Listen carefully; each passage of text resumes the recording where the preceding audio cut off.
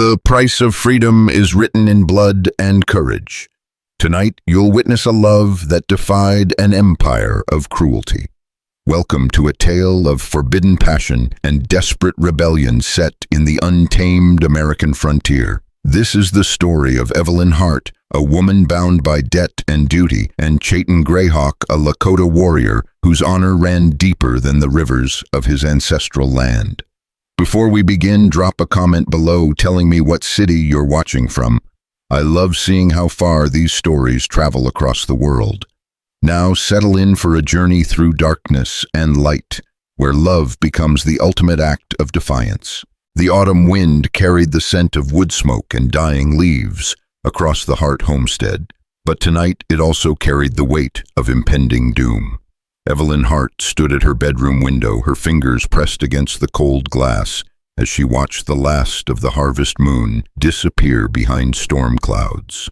22 years old, with hair the color of summer wheat and eyes that held the depth of winter skies, she had always found solace in the vast Montana territory that stretched beyond her father's modest farm. Tonight, however, the endless horizon felt like the bars of a cage. Evelyn. Her father's voice drifted up from the parlor below, thick with whiskey and shame. "Come down here, girl, we need to talk." She closed her eyes, knowing what awaited her. For 3 weeks now, creditors had been circling their property like vultures. The failed crops, her mother's medical bills before her death 2 years prior, and her father's gambling debts had finally caught up with them. Thomas Hart was a broken man, and broken men made desperate choices. The floorboards creaked under her feet as she descended the narrow staircase, each step echoing like a countdown to her fate. In the parlor, her father sat hunched over his ledger, his graying hair disheveled and his hands trembling slightly, whether from drink or fear she couldn't tell. Across from him, in the leather chair that had once belonged to her grandfather, sat a man who seemed to absorb all the light in the room. Silas Blackwood. Even sitting, he commanded attention. Tall and broad-shouldered, with silver-streaked black hair, slicked back, and a beard trimmed to perfection, he wore his wealth like armor. His dark suit was tailored to perfection, his gold pocket watch catching the lamplight, and his eyes cold as winter steel missed nothing. At 45, he owned more land than any man had a right to, control the railway contracts that could make or break a town, and collected debts with the enthusiasm of a child collecting butterflies. Miss Hart." Blackwood's voice was smooth as aged whiskey, but underneath lay something that made her skin crawl. "Please sit." Evelyn remained standing, her chin lifted in defiance that she hoped masked her fear. "Mr. Blackwood." Her father couldn't meet her eyes. "Evelyn, Mr. Blackwood has made us a generous offer." Generous. The word tasted bitter on her tongue. And what might that be? Blackwood leaned back in his chair, studying her with the same intensity a buyer might examine livestock. "Your father owes me considerable money, Miss Hart. $8,000 to be precise. Money I'm told he cannot repay. The harvest was poor this year, but nothing." Blackwood's voice cut through her protest like a blade. "However, I am not an unreasonable man. I'm prepared to forgive the entire debt in exchange for something far more valuable than money." The room fell silent, except for the ticking of the mantel clock and her father's labored breathing. Evelyn felt the walls closing in around her. "You want the farm," she said. Blackwood smiled, but it never reached his eyes. "I want you." The words hung in the air like smoke from a funeral pyre. Evelyn's hands clenched into fists at her sides, her nails digging into her palms hard enough to draw blood. "You want me to marry you. I want you to be my wife, yes. Consider it a business arrangement that benefits everyone involved. Your father keeps his land, his dignity, and his life. You gain security position and all the comforts my wealth can provide, and I—" He paused, his gaze traveling slowly from her face, down to her feet, and back up again. "I gain a beautiful wife to grace my home and bear my children." Evelyn's stomach turned. She looked at her father, hoping to see some sign that he would refuse, that he would fight for her freedom. Instead, she saw only defeat in his bloodshot eyes. "The decision isn't mine to make," Thomas Hart said quietly. "It's hers." But they all knew that was a lie. If she refused, her father would lose everything, the farm that had been in their family for 3 generations, the last connection to her mother's memory, perhaps even his life. Blackwood wasn't known for his forgiveness when it came to unpaid debts. "I need time to think," she said. Blackwood consulted his pocket watch. "Of course, the harvest celebration is tomorrow night. I'll expect your answer then." He stood straightening his jacket with practiced precision. "I trust you'll make the right choice, Miss Hart. For everyone's sake." After he left, the silence stretched between father and daughter like a chasm. Evelyn stared at the empty chair where Blackwood had sat, as if his presence had somehow stained the very air. "I'm sorry, Evie," her father whispered. "I'm so goddamn sorry." She wanted to rage at him, to scream and throw things and demand to know how he could even consider selling her like cattle. Instead, she simply nodded and walked back upstairs, leaving him alone with his guilt and his bottle. That night, sleep refused to come. Evelyn lay in her narrow bed, staring at the ceiling and trying to imagine a life as Silas Blackwood's wife. She pictured his grand estate on the hill overlooking the town with its white columns and manicured gardens, a monument to his power and wealth. She imagined him touching her with those manicured hands, claiming her body as surely as he claimed everything else he desired. The thought made her physically ill. As dawn painted the eastern sky in shades of pink and gold, she made a decision. She would go to the harvest celebration as planned, but she would find a way to refuse Blackwood's proposal without destroying her father in the process. There had to be another way. There had to be. The harvest celebration was held every year in the town square, a tradition that brought together farmers, merchants, and townsfolk to mark the end of another growing season. By evening, the square was alive with music, laughter, and the smell of roasted corn and apple cider. Chinese lanterns strung between the buildings cast a warm glow over the festivities, and for a moment Evelyn could almost forget the sword hanging over her head. She had dressed carefully for the occasion, choosing her mother's blue dress, the one that brought out the color of her eyes and made her feel connected to something larger than her current troubles. Her hair was pinned up in an elaborate arrangement that had taken her the better part of an hour to perfect, with a few loose curls framing her face. She wanted to look beautiful, not for Blackwood, but for herself. If this was to be one of her last nights of freedom, she intended to make it count. "Evelyn, dear, you look absolutely radiant." Mrs. Patterson, the pastor's wife, appeared at her elbow with a glass of cider. "Though you seem a bit pale, are you feeling all right?" Before Evelyn could answer, a commotion near the edge of the square caught her attention.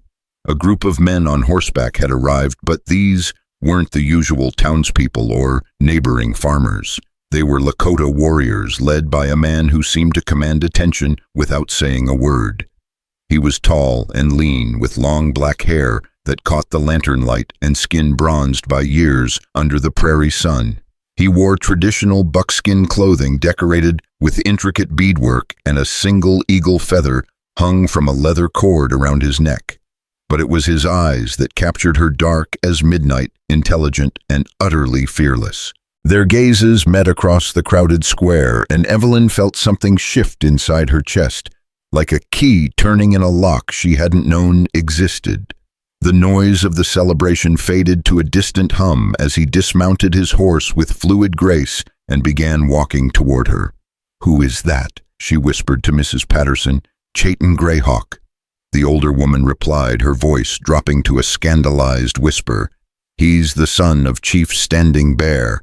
What in heaven's name is he doing here?" Evelyn didn't answer. She couldn't. All her attention was focused on the man approaching her with the confident stride of someone who had never questioned his place in the world. When he stopped in front of her, she had to tilt her head back to meet his eyes. "Good evening," he said, his English perfect but accented with the musical cadence of his native tongue. "I am Chayton." "Evelyn," she managed, surprised by how steady her voice sounded. "Evelyn Hart." He nodded slowly as if committing her name to memory. "Would you honor me with a dance, Evelyn Hart?" Mrs. Patterson made a small sound of protest, but Evelyn was already placing her hand in his. His skin was warm and calloused from years of hard work, and she felt a strange tingling sensation where their palms touched. The makeshift dance floor had been cleared in the center of the square, and couples were already moving to the lively tune played by the town's small band. But when Chayton led her onto the floor, it felt as if they were the only two people in the world.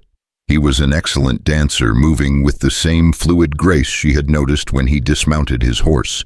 His hand on her waist was respectful but firm, guiding her through the steps, with an easy confidence that made her feel as if she were floating. "You're not from around here," she said, immediately feeling foolish for stating the obvious.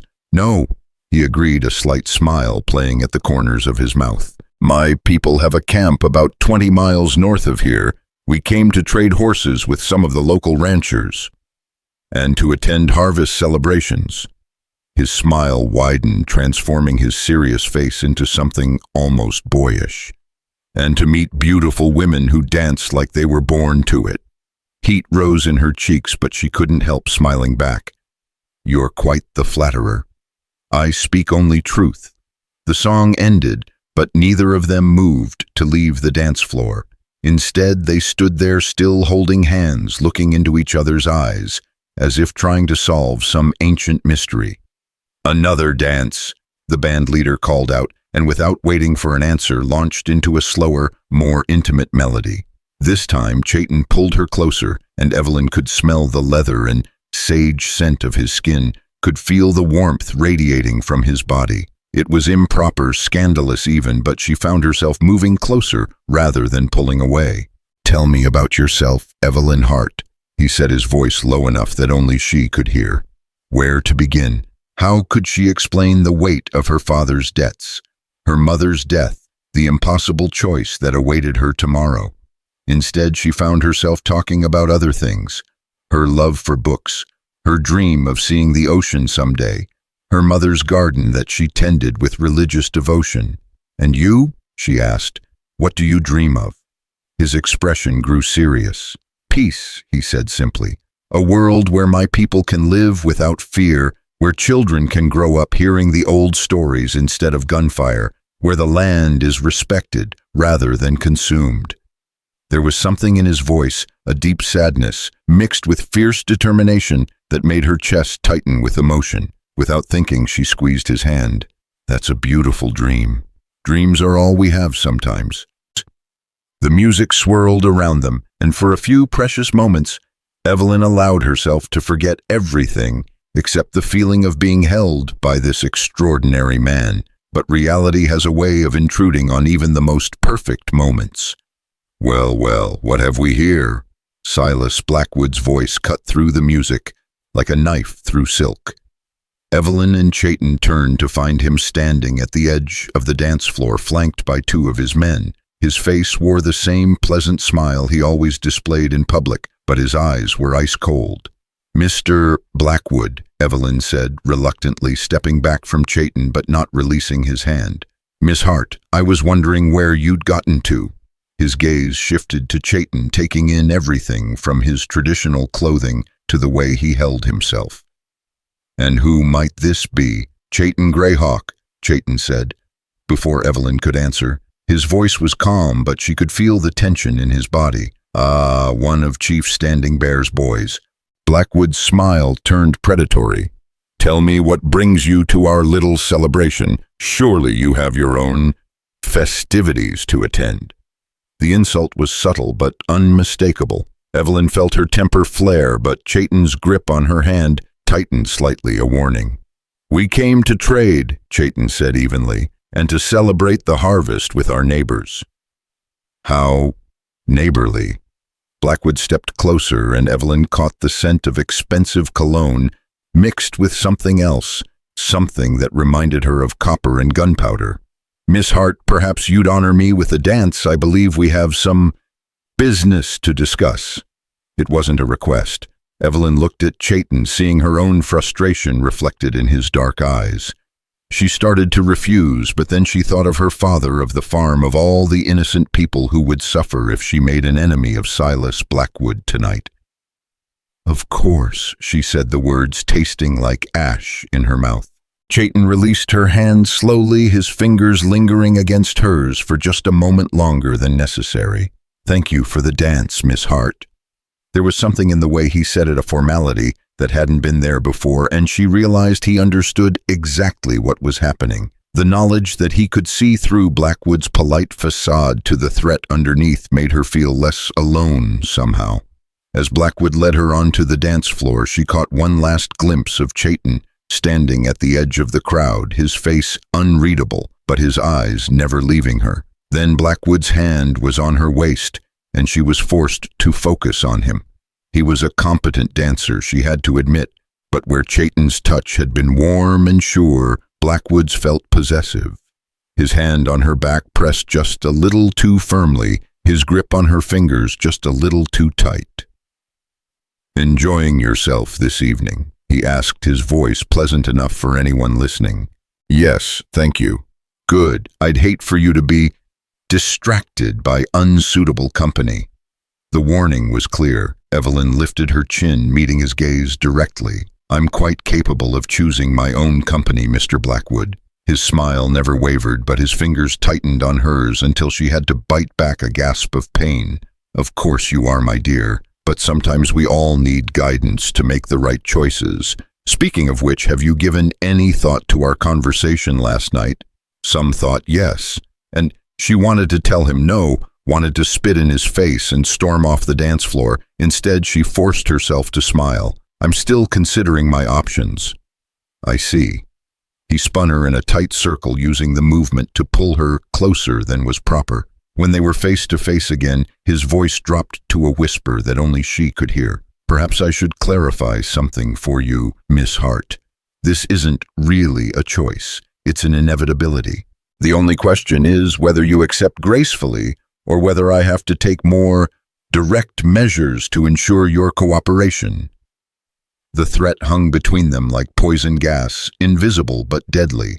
Evelyn felt her heart racing, but she kept her expression neutral. She had learned long ago not to show fear to predators. "I understand," she said quietly. "I thought you might." The song ended, and he stepped back with another of his perfect smiles. "I'll expect your answer tomorrow evening.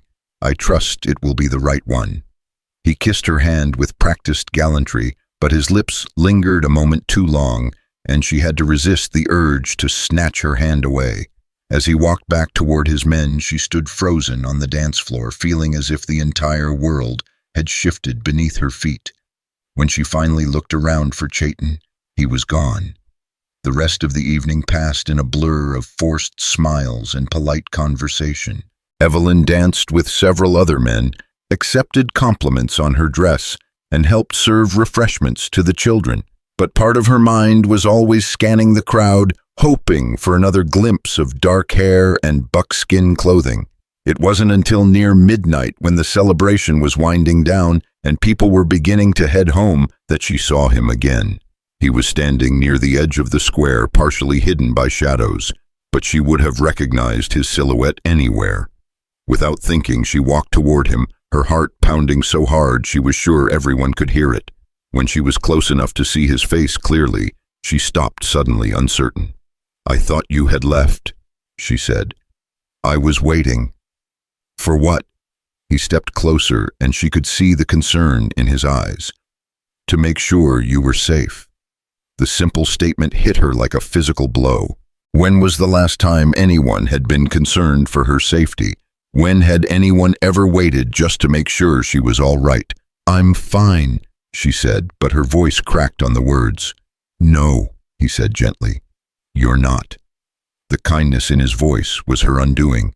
All the fear and anger and desperation she had been holding back came rushing to the surface, and she felt tears burning behind her eyes. "I can't," she whispered. "I can't do this." Without hesitation, he reached out and took her hands in his. "Tell me." And so she did. Standing there in the shadows while the last of the celebration died away around them, she told him everything. about her father's debts, about Blackwood's proposal, about the impossible choice she faced. She told him about her mother's death and her father's drinking, and the weight of carrying everyone else's hopes on her shoulders. He listened without interrupting, his hands steady and warm around hers, his dark eyes never leaving her face. When she finished, he was quiet for a long moment. "How much does your father owe?" he asked, finally. $8,000. He nodded slowly. "That's a lot of money.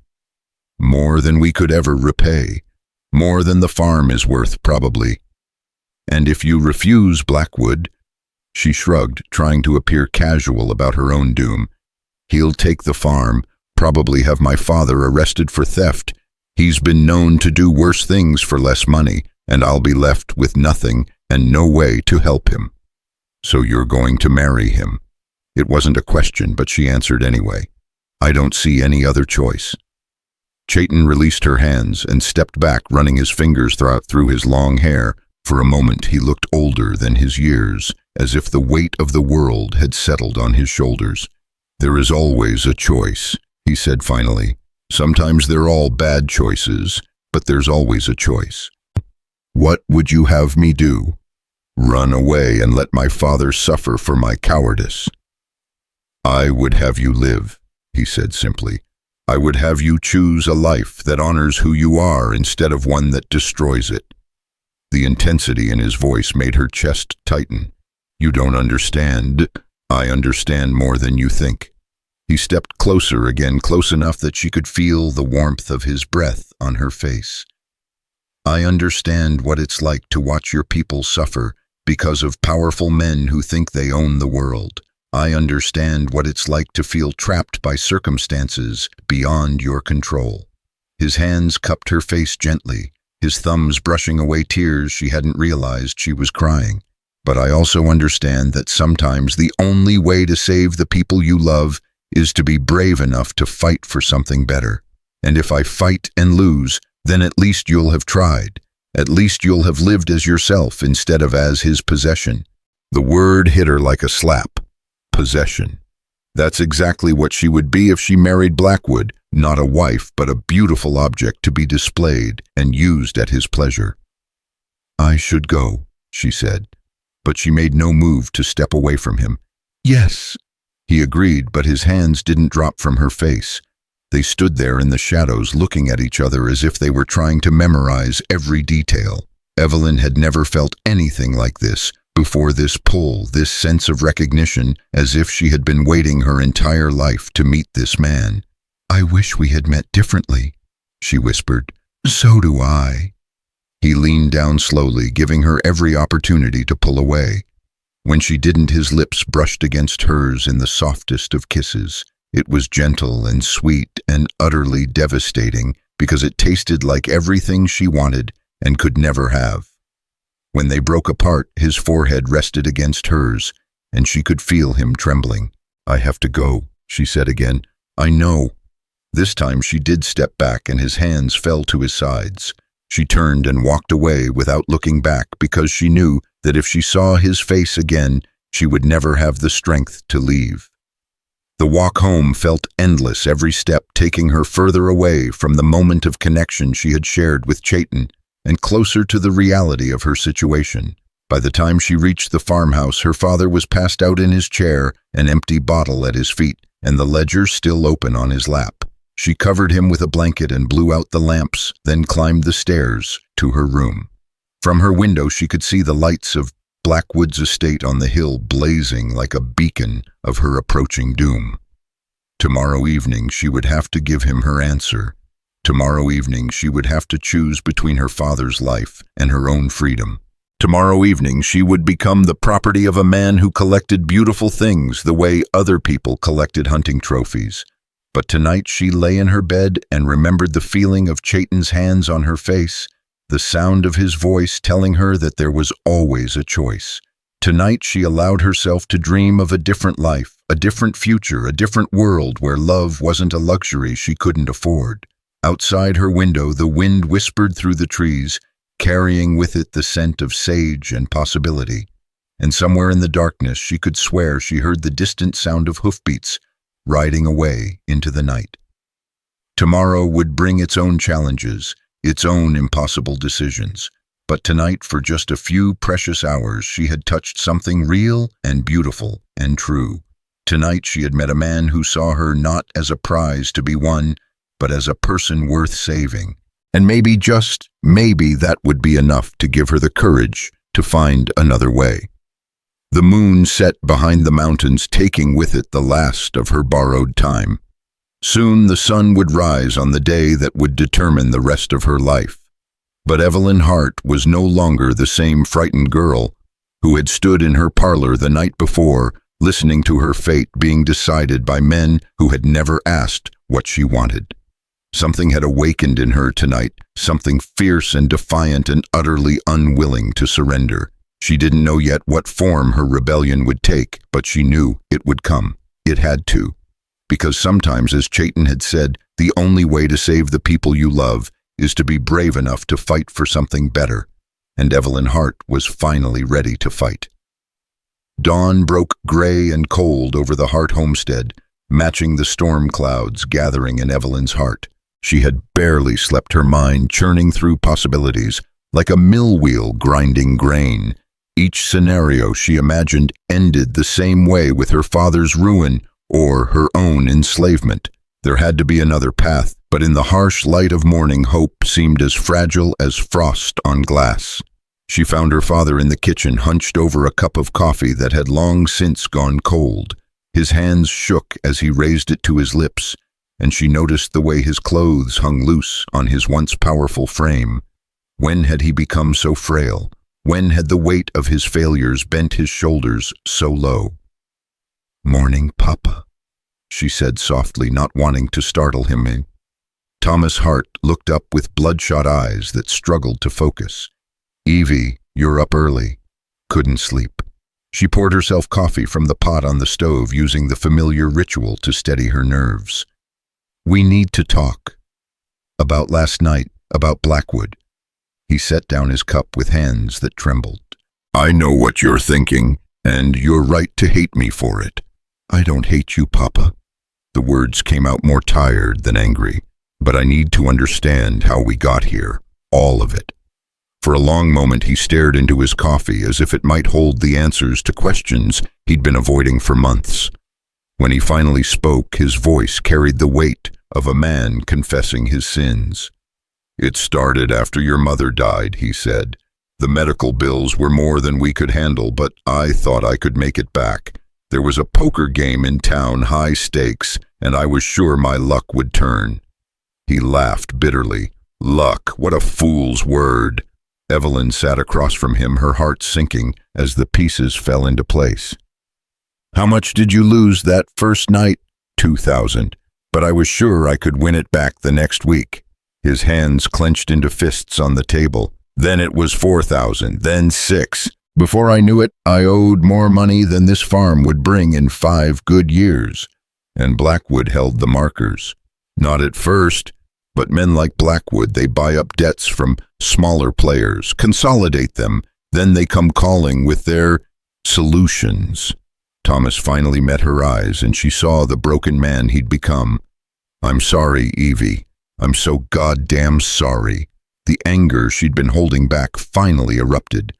"Sorry doesn't fix this. Sorry doesn't give me back my choices." She slammed her palm on the table, making the coffee cups jump. "Do you have any idea what you've done, what kind of man Blackwood really is? I know he's powerful. I know he's wealthy. He's a monster, Papa." The words came out as a whisper, but they carried the force of absolute certainty. "I've heard the stories. The women who work in his house, the ones who try to leave and mysteriously disappear, the way he looks at me like I'm a prize horse he's considering for purchase." Thomas flinched as if she'd struck him. Maybe he'll be kind to you. Maybe. Evelyn stood so quickly her chair scraped against the floor. "You want to gamble with my life the same way you gambled with our future." The silence that followed was broken only by the ticking of the mantel clock and the distant sound of wind through the trees. When Thomas spoke again, his voice was barely audible. "What choice do we have?" Before she could answer, the sound of approaching horses cut through the morning air. Evelyn moved to the window and felt her breath catch in her throat. Silas Blackwood was riding up their drive, flanked by 4 of his men. But he wasn't alone. Behind them came a wagon loaded with furniture and trunks, as if he'd already assumed her answer. "He's here," she said, her voice steady despite the fear clawing at her chest. Thomas struggled to his feet, straightening his shirt and running shaking hands through his hair. "Remember, Evie, whatever you say, remember what's at stake." The knock on the door came sharp and authoritative. Evelyn smoothed her skirts and lifted her chin, calling on every ounce of courage she possessed. When she opened the door, Blackwood stood there, dressed in his finest clothes, his smile as cold as winter moonlight.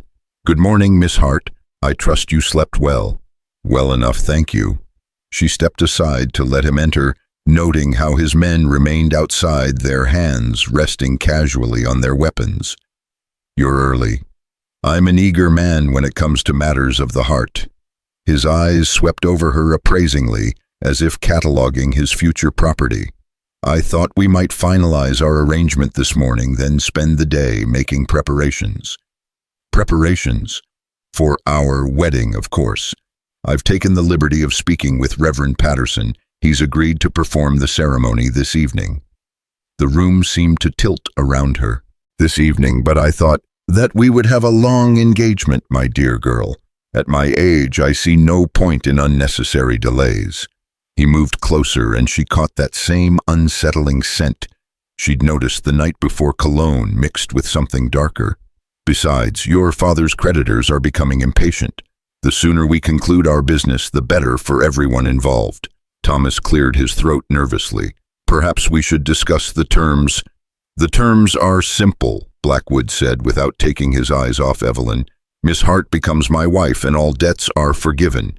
In exchange, she comes to live at my estate and fulfills all the duties expected of a proper wife." The way he emphasized the last words made her skin crawl. "And if I refuse?" The question escaped before she could stop it. Blackwood's smile widened, but his eyes remained ice cold. "Then I'll be forced to collect what I'm owed through other means. Your father will be arrested for theft. After all, he did take my money under false pretenses. This farm will be seized to cover a portion of the debt. And you, my dear, will find yourself with no home, no family, and no prospects whatsoever." He paused, letting the weight of his words settle over them like a shroud. "Of course, a beautiful woman like yourself would eventually find some way to survive. There are always men willing to pay for beauty, though I doubt you'd find their terms as generous as mine." The threat was clear as crystal. Evelyn felt trapped between impossible choices: marry a monster or watch her father destroyed and face a fate that might be even worse. "I need a moment to think," she said.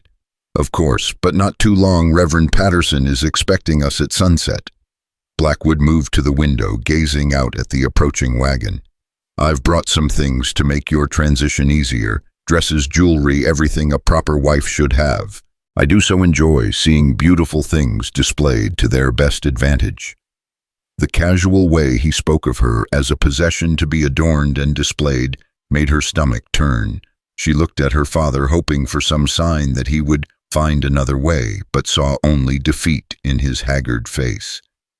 "Mr. Blackwood," she said carefully, "might I ask what your plans are for this property after the wedding?" "I'll keep it naturally. Your father can remain as caretaker if he behaves himself. Think of it as a wedding gift, keeping your childhood home in the family." But Evelyn heard the unspoken threat beneath his words. Her father would become little more than a servant on his own land, dependent on Blackwood's continued goodwill. Another chain to bind her to a marriage she couldn't escape. A commotion outside drew their attention.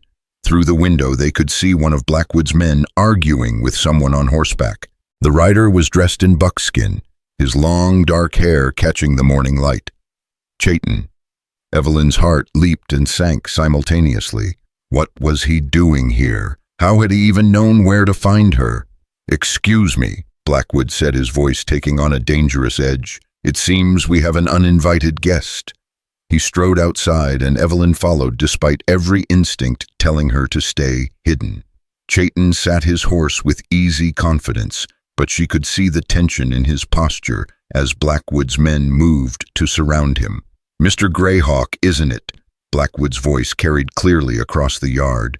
"What brings you to the Hart property so early in the morning?" "I came to speak with Miss Hart," Chayton replied, his dark eyes finding hers across the distance. "About a horse she might be interested in purchasing." It was a thin excuse, but Evelyn seized on it gratefully. "Yes, I did mention last night that I was looking for a new mare." Blackwood's smile never wavered, but his eyes narrowed.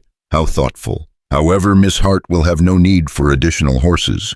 She'll be living at my estate after this evening, and I have more than enough mounts for her use." The words hung in the air like a death sentence. Evelyn saw something flicker in Chayton's eyes, understanding anger and something else that made her chest tighten with hope. "Congratulations," Chayton said, his voice carefully neutral. "When is the happy occasion?" "This evening, sunset." Blackwood moved closer to Evelyn, his hand settling possessively on her shoulder. "We see no point in a long engagement." Chayton's gaze shifted to Evelyn's face, and she saw him reading the truth in her expression. The fear, the desperation, the silent plea for help she couldn't voice aloud. For a moment that stretched like eternity, their eyes locked across the yard. "Well then," Chayton said finally, "I should congratulate the bride personally." Before anyone could stop him, he dismounted and walked toward them with that same fluid grace Evelyn remembered from the night before. Blackwood's men shifted nervously, hands moving toward their weapons, but Chayton seemed oblivious to the threat. He stopped in front of Evelyn and took her hand, raising it to his lips in a gesture that appeared perfectly proper. But as his mouth brushed her knuckles, she felt him press something small and hard into her palm, something that felt like carved bone or wood. "May you find happiness in your new life," he said, his eyes holding hers with an intensity that made her knees weak. "Thank you," she managed, closing her fingers around whatever he'd given her. Blackwood's grip on her shoulder tightened. "How touching. Now, if you'll excuse us, we have wedding preparations to attend to." Chayton nodded politely, but as he turned to go, he spoke just loud enough for her to hear. "Sometimes the longest journey begins with a single step in the right direction." Then he was mounting his horse and riding away, leaving Evelyn with a piece of carved wood hidden in her palm and hope burning in her chest like a small flame. "Charming fellow," Blackwood said, his voice dripping with disdain. "Now where were we?" The rest of the morning passed in a blur of preparations that felt more like funeral arrangements than wedding plans. Blackwood's servants invaded the farmhouse, packing Evelyn's belongings and setting out the elaborate dresses he'd brought for her to choose from. Each gown was more beautiful than the last, silk and satin in jewel tones with intricate beadwork and delicate lace. They were the kind of dresses she'd dreamed of wearing as a little girl, but now they felt like costumes for a role she never wanted to play. "The blue one, I think," Blackwood said, fingering the fabric of a sapphire silk gown. "It brings out your eyes beautifully." Evelyn nodded numbly, not trusting herself to speak. In her pocket, the small carved object Chayton had given her felt like a talisman against the nightmare unfolding around her. When she finally had a moment alone, she slipped into her room and examined his gift by the light from her window. It was a small bird carved from what looked like eagle bone, its wings spread wide as if caught in mid-flight. On the underside, barely visible unless you knew to look for it, was a tiny symbol, 3 wavy lines that she somehow knew represented water. The creek. He wanted her to meet him at the creek. But when, and how could she possibly get away with Blackwood's men watching her every move? The answer came as she was being fitted for the blue dress. One of Blackwood's female servants, a thin woman with prematurely gray hair and haunted eyes, was pinning the hem when she whispered almost inaudibly, "The old oak by the bend, when the sun touches the horizon." Evelyn met the woman's eyes in the mirror, and saw understanding there, the recognition of one trapped soul reaching out to another. She nodded almost imperceptibly, and the woman continued her work as if nothing had passed between them. The afternoon crawled by with agonizing slowness. Blackwood left briefly to make final arrangements with the Reverend, taking most of his men with him, but leaving 2 to watch the house. Evelyn moved through the preparations like a sleepwalker, allowing herself to be primped and dressed and decorated like a doll. "You look beautiful, sweetheart," her father said when she emerged from her room in the blue silk gown. His voice was thick with unshed tears. "Your mother would have been so proud." The words cut deeper than any blade. Her mother had dreamed of Evelyn's wedding day, had saved scraps of lace, and kept her grandmother's pearl necklace for the occasion. She would have been horrified to see her daughter bartered away like livestock. "Papa," Evelyn said quietly, moving close enough that the guards by the door couldn't hear, "I need you to trust me." Something in her tone made him look at her more closely. "V, what are you thinking?" "I'm thinking that maybe there's another choice after all." She squeezed his hands, trying to convey with touch what she couldn't say aloud. "Whatever happens tonight, I need you to know that I love you, and I forgive you." Before he could respond, Blackwood returned with the Reverend in tow. Reverend Patterson looked deeply uncomfortable, his usual jovial demeanor replaced by nervous fidgeting. "Miss Hart," he said, unable to meet her eyes. Congratulations on your upcoming nuptials." "Thank you, Reverend." She wondered if he could hear the desperation beneath her calm tone. "Shall we proceed to the chapel?" Blackwood asked, offering her his arm with mock gallantry. The small church sat on a hill overlooking the town, its white steeple pointing toward heaven like an accusation. As their procession made its way up the winding path, Evelyn caught glimpses of the creek through the trees. Somewhere down there, Chayton was waiting. But how could she reach him with so many eyes watching her every move? The chapel was decorated with wildflowers that seemed to mock the gravity of the occasion. A handful of townspeople had gathered, some out of genuine good wishes, others drawn by curiosity about the hasty wedding. Mrs. Patterson sat in the front pew, her face carefully neutral, while her husband prepared to bind Evelyn to a fate worse than death.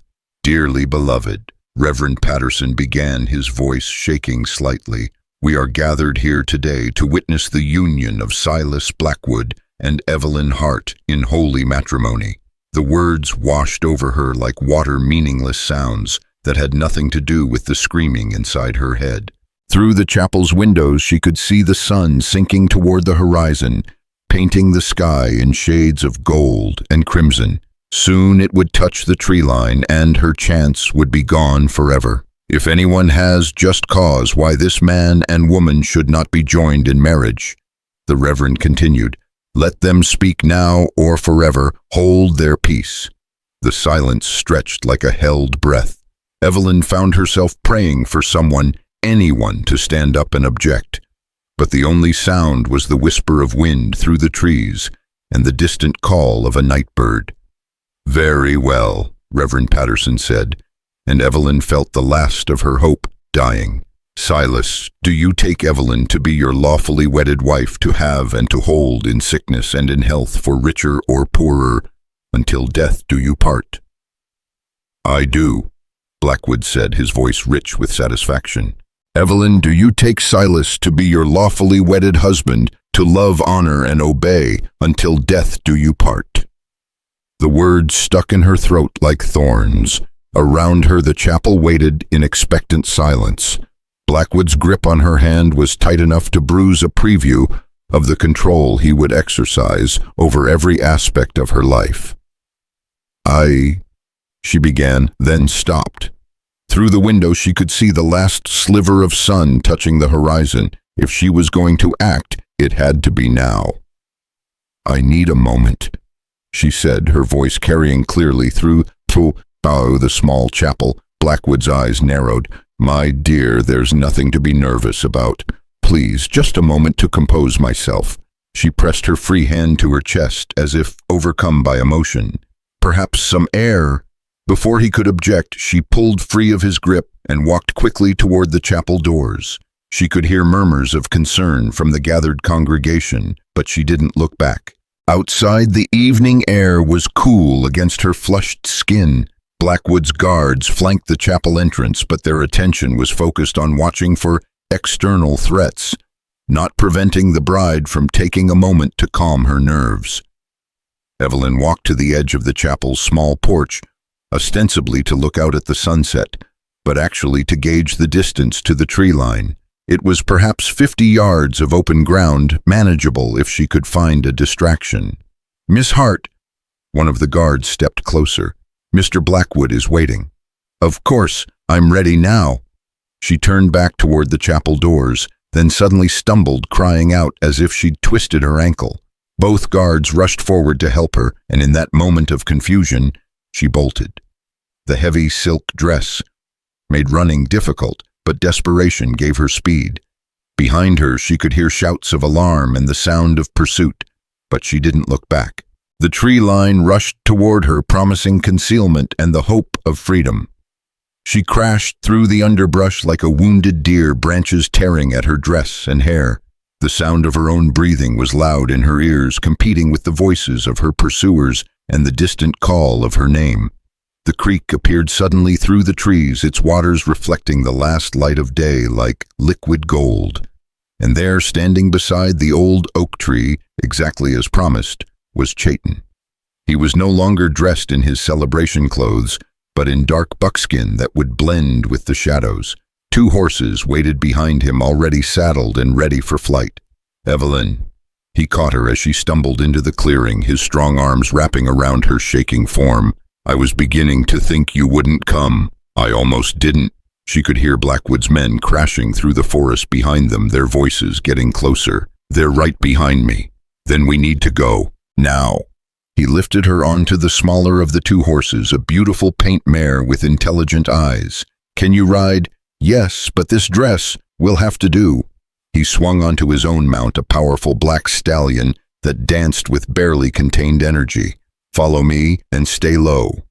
They rode hard through the gathering darkness, following deer trails and creek beds that only someone intimately familiar with the land could navigate. Behind them, the shouts of pursuit grew fainter but never disappeared entirely. Blackwood would not give up easily. "Where are we going?" Evelyn called out as they splashed across a shallow ford. "Somewhere safe," Chayton replied. "I have friends who will help us." The moon was rising by the time they reached what appeared to be an abandoned cabin deep in the forest. But as they approached, Evelyn could see the warm glow of lamplight through cracks in the shuttered windows. Chayton dismounted and helped her down, his hands steady and sure. "This is as far as we go tonight. The horses need rest, and so do you." The cabin door opened before they could knock, revealing a woman Evelyn didn't recognize, middle-aged, with graying brown hair and kind eyes that seemed to see everything. Behind her stood 2 men, one white and one Lakota, both armed and alert. "Sarah," Chayton said with obvious relief.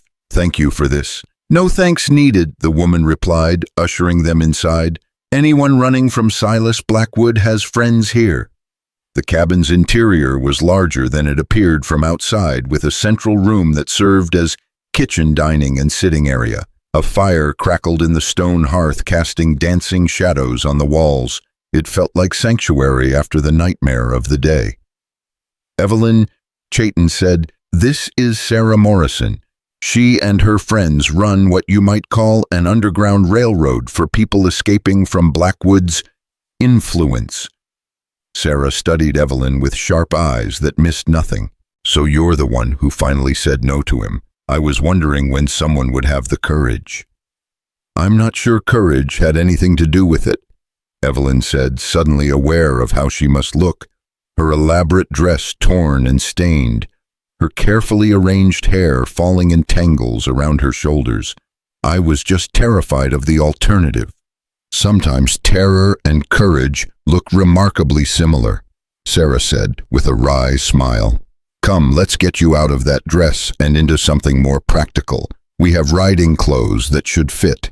As Sarah led her toward a back room, Evelyn caught Chayton's eye. What happens now? His expression was serious but determined. Now we figure out how to keep you safe and free. Blackwood won't give up easily, but he's not the only one with resources and determination. The simple words carried a promise that made her chest tight with emotion. For the first time in days, she felt like she could breathe freely. "Thank you," she said, "for everything." He nodded, his dark eyes holding hers with an intensity that made her pulse quicken. "We're not safe yet, but we're free, and that's a start." As Sarah helped her change into practical wool trousers and a warm shirt, Evelyn allowed herself to hope that maybe, just maybe, she had found her way out of the trap that had seemed so inescapable just hours before. Outside, she could hear the men discussing routes and safe houses, planning their next moves with the careful precision of people who understood the stakes. But inside this small, warm room, she felt something she hadn't experienced in months, the possibility of a future that belonged to her. The borrowed clothes felt strange against Evelyn's skin, rough wool, where silk had been practical leather boots instead of delicate slippers. But with each piece of her wedding finery that fell away, she felt more like herself again. When she emerged from the back room, she found the men huddled around a crude map spread across the wooden table. "The main roads will be watched by morning," the white man was saying. His name was Jake Morrison, Sarah's husband, and his weathered face spoke of years spent outdoors. "Blackwood's got enough men to cover every obvious route." "Then we don't take the obvious routes," Chayton replied, tracing a finger along what appeared to be a network of streams and game trails. "My people have been moving unseen through this territory for generations." The Lakota man, who'd been introduced as Chayton's cousin Dakota, shook his head grimly. "Blackwood's got Crow Scouts working for him now. They know the hidden paths almost as well as we do." Evelyn moved closer to the table, studying the map with growing unease.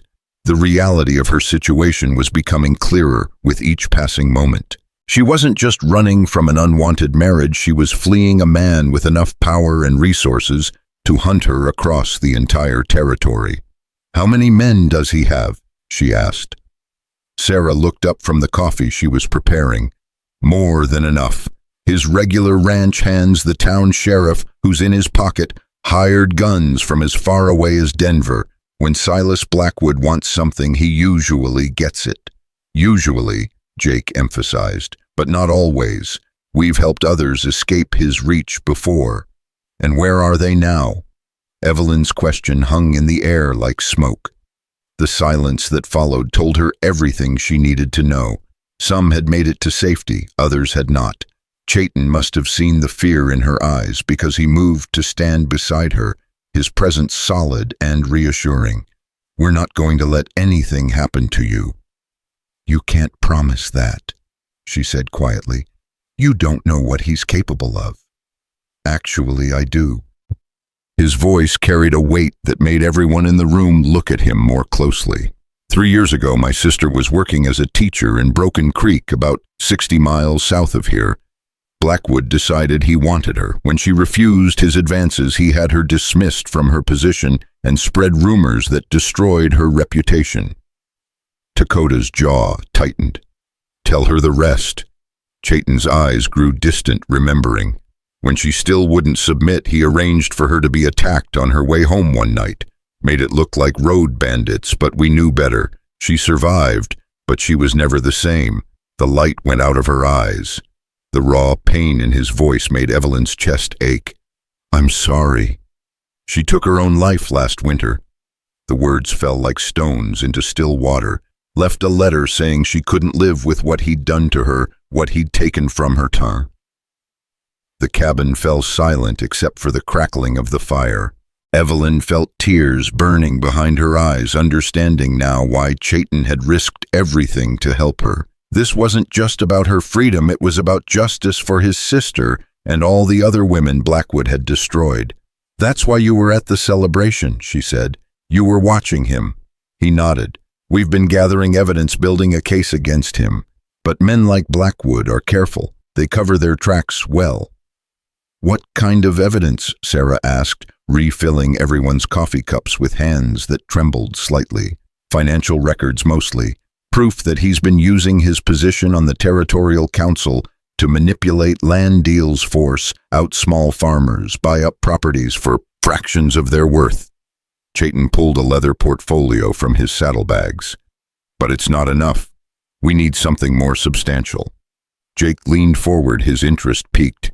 What kind of something? Witnesses, people willing to testify about his methods. Chayton's gaze found Evelyn's, people who've experienced his coercion firsthand. The implication was clear, but before Evelyn could respond, the sound of hoofbeats outside made everyone freeze. Lakota moved to the window, peering carefully through a gap in the shutters.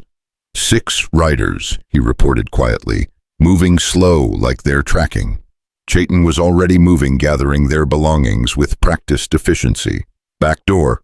Through the kitchen, Sarah said, blowing out the lamps. There's a root cellar about 50 yards into the trees. You can hide there until they pass. But even as they prepared to flee, the sound of the horses grew closer. Through the thin walls they could hear voices, rough male and definitely hostile. Check around back, someone called out. Morrison, we know you're in there. Come out peaceful and nobody gets hurt. Jake cursed under his breath. They've got us surrounded. Evelyn felt panic rising in her throat. After everything they'd been through, were they going to be captured before they'd even had a chance to truly escape? Chayton seemed to read her thoughts. There's another way, he said quietly, but it's dangerous. More dangerous than being caught, she whispered back. His smile was grim but determined. The creek runs right behind the cellar. If we can reach it without being seen, we can follow it downstream for miles. The water will hide our tracks. In this cold, we'll freeze to death, Lakota protested. Better than what Blackwood has planned for us, Evelyn said, surprised by her own resolve. The front door shook under heavy pounding. Last chance, Morrison. Sarah pressed a canvas bag into Evelyn's hands. Food and dry clothes, she whispered. There's a trapper's cabin about 10 miles downstream. Old Pete won't ask questions. What about you? Evelyn asked, suddenly realizing what the older woman was sacrificing for them. We'll be fine. Jake and I know how to handle Blackwood's men. Sarah's smile was fierce. Now go, before it's too late. They slipped out through the kitchen as the front door splintered open. Evelyn could hear Jake's voice, loud and belligerent, probably buying them precious seconds as he argued with their pursuers. Every step toward the tree line felt like an eternity, but somehow they made it to the creek without being spotted. The water was shockingly cold, stealing her breath and making her gasp. But Chayton's hand found hers in the darkness, steady and warm, and together they waded downstream while the sounds of the search grew fainter behind them. For what felt like hours, they followed the winding creek through forests and meadows painted silver by moonlight. Evelyn's feet went numb almost immediately, and her teeth chattered so hard she was afraid the sound would give them away. But she forced herself to keep moving, driven by the knowledge that capture meant something far worse than death. When they finally stumbled onto the bank near the trapper's cabin, Evelyn's legs gave out completely. Chayton caught her before she could fall, his own body shaking with cold, but still strong enough to carry her the last few yards to shelter. The cabin was barely more than a shack, but it was dry and stocked with firewood. Lakota got a fire going while Chayton helped Evelyn. Out of her soaked clothes, both men turning away respectfully as she changed into the dry garments Sarah had packed. We can't stay here long, Chayton said once they were all huddled around the fire. A few hours to get warm and dry, then we need to keep moving. Where? Evelyn asked, though she was almost afraid to hear the answer. North. There's a Lakota village about 3 days' ride from here. My uncle is the chief. He'll give us sanctuary while we figure out our next move. Lakota shook his head. That's the first place Blackwood will look once he realizes we're not hiding locally. Then we'll have to make sure he doesn't realize it. Chayton pulled out the map again, studying it by firelight. What if we split up Lakota? You ride east toward Fort Collins, leave an obvious trail. I'll take Evelyn north, but we'll stay off the main paths. That's suicide, Dakota protested. You can't protect her alone if Blackwood's men catch up. I can try. The quiet determination in Chayton's voice made Evelyn's heart skip. She realized he was prepared to die for her, this man she'd known for less than 2 days. The weight of that sacrifice was almost unbearable. There has to be another way, she said. Something that doesn't involve putting either of you at risk. Like what? Dakota asked. Evelyn stared into the fire, her mind racing. There had to be something they were missing, some leverage they could use against Blackwood. Then she remembered the portfolio. Chayton had mentioned the financial records they'd been gathering. You said you had evidence of Blackwood's illegal activities. What exactly? Chayton looked confused by the change of subject. Land deals, mostly. Proof that he's been bribing territorial officials, manipulating surveys to cheat settlers out of their claims. But no witnesses willing to testify. People are too scared. The ones who've tried to stand up to him have ended up dead or disappeared. An idea began forming in Evelyn's mind, dangerous but possibly their only hope. What if they had someone to stand with them, someone whose testimony would be impossible to ignore? What are you thinking? Chayton asked, though something in his expression suggested he was beginning to understand. I'm thinking that a runaway bride has a story to tell. And if that bride happened to have evidence of attempted rape, forced marriage, and extortion. She let the implications hang in the air. Dakota whistled low. That's risky as hell. You'd be painting a target on your back that would never go away. The target's already there, Evelyn pointed out. At least this way, I'd be fighting back instead of just running. Chayton was quiet for a long moment, considering the proposal. When he finally spoke, his voice was carefully controlled. You're talking about going back, confronting him directly. I'm talking about ending this. For me, for your sister, for everyone else he's hurt. Evelyn felt a strange calm settling over her, the peace that comes from finally seeing a clear path forward. But I can't do it alone. You won't be alone, Chayton said immediately. We'd need more than just your evidence, Dakota said, warming to the idea despite its dangers. We'd need other witnesses, people willing to come forward once they see someone taking a stand. Sarah and Jake would help, Evelyn said. And there must be other servants, former employees, people who've seen what really goes on at his estate.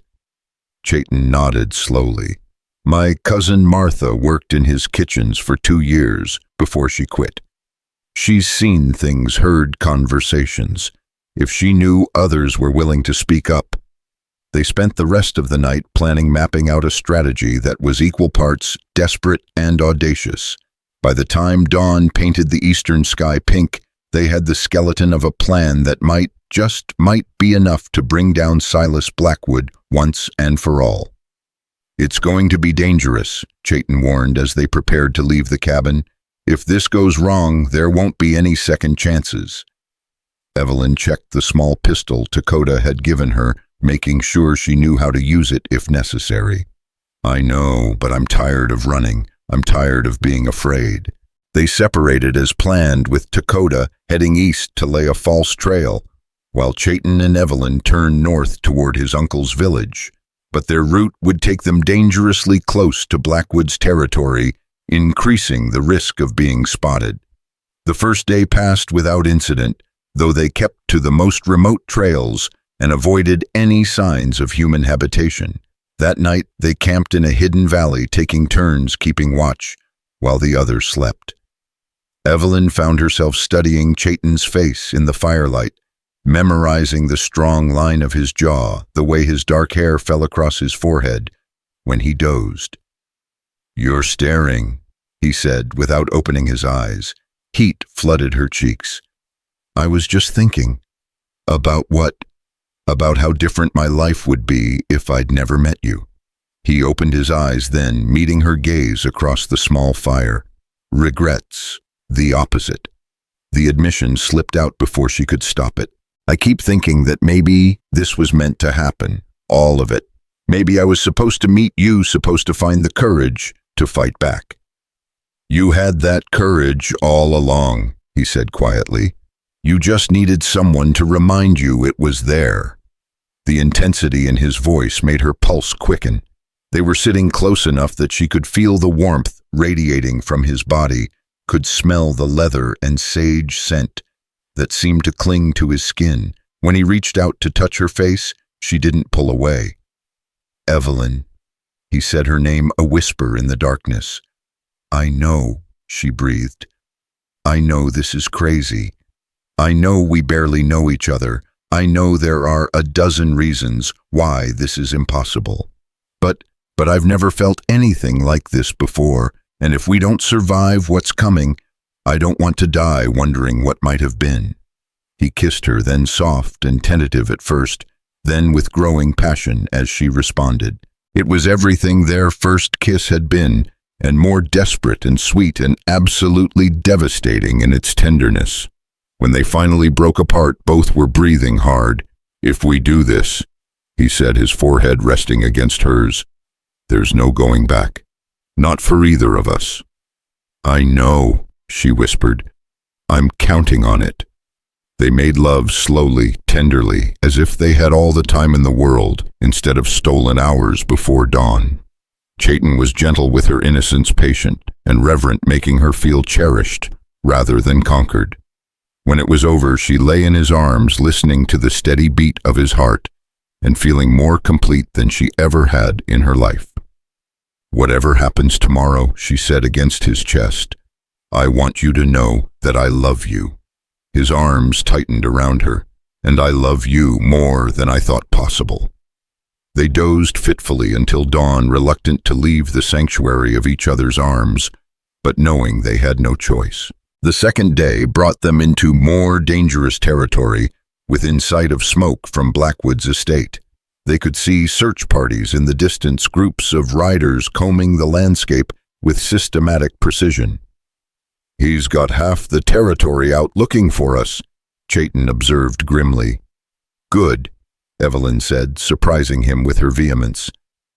"Let him waste his resources chasing shadows. While he's focused on hunting us down, we'll be gathering the evidence to destroy him." They reached his uncle's village as the sun was setting, emerging from the forest, to find themselves surrounded by Lakota warriors who seemed to materialize from thin air. But when they recognized Chayton, the tension eased and they were escorted to the chief's lodge with respectful ceremony.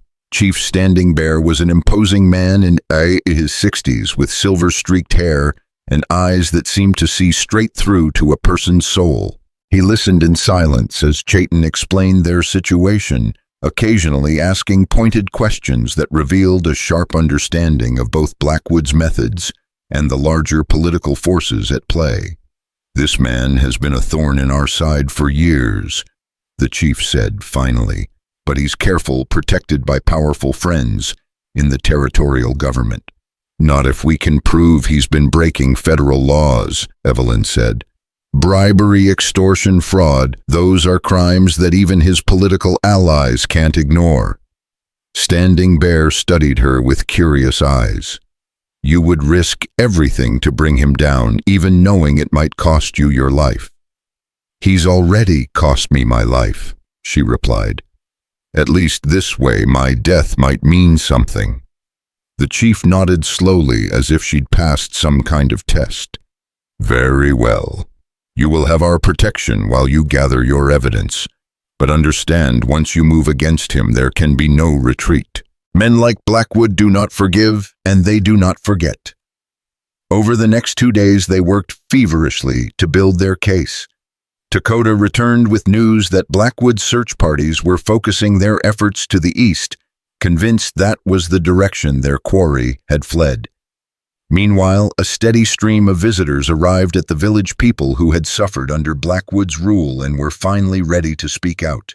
There was Martha, Chayton's cousin, who testified about the bribes she'd seen passed in Blackwood's kitchen, a former surveyor who'd been forced to falsify land boundaries or face ruin, a widow whose farm had been seized on trumped-up charges after she refused Blackwood's advances. Each story added another piece to the puzzle, another nail in the coffin they were building. But the most damning evidence came from an unexpected source. On the third day, a young man arrived at the village, nervous and frightened, but determined to speak his piece. He introduced himself as Billy Morrison, Sarah's nephew, and what he had to say made everyone in the lodge fall silent. "I work in the Territorial Records Office," he said, his voice shaking with fear and anger. "Last month, Mr. Blackwood came in with some papers he wanted filed. Survey maps, deed transfers, that sort of thing. Only thing is, the signatures on those deeds didn't match the ones in the original files." Evelyn leaned forward, her pulse quickening. "You're saying he forged them?" "I'm saying somebody did, and I made copies before I filed the new ones." Billy pulled a bundle of papers from his coat. "If these are what I think they are, Mr. Blackwood's been stealing people's land for years." Chayton examined the documents with growing excitement. "This is it. This is what we need. With these forgeries and our witness testimony, we can prove a pattern of criminal behavior going back years." "But how do we get this evidence to the right people?" Evelyn asked. "Blackwood has the local sheriff in his pocket, probably half the territorial officials too." "We go higher," Standing Bear said. "Federal marshals, territorial governor, maybe even Washington if necessary.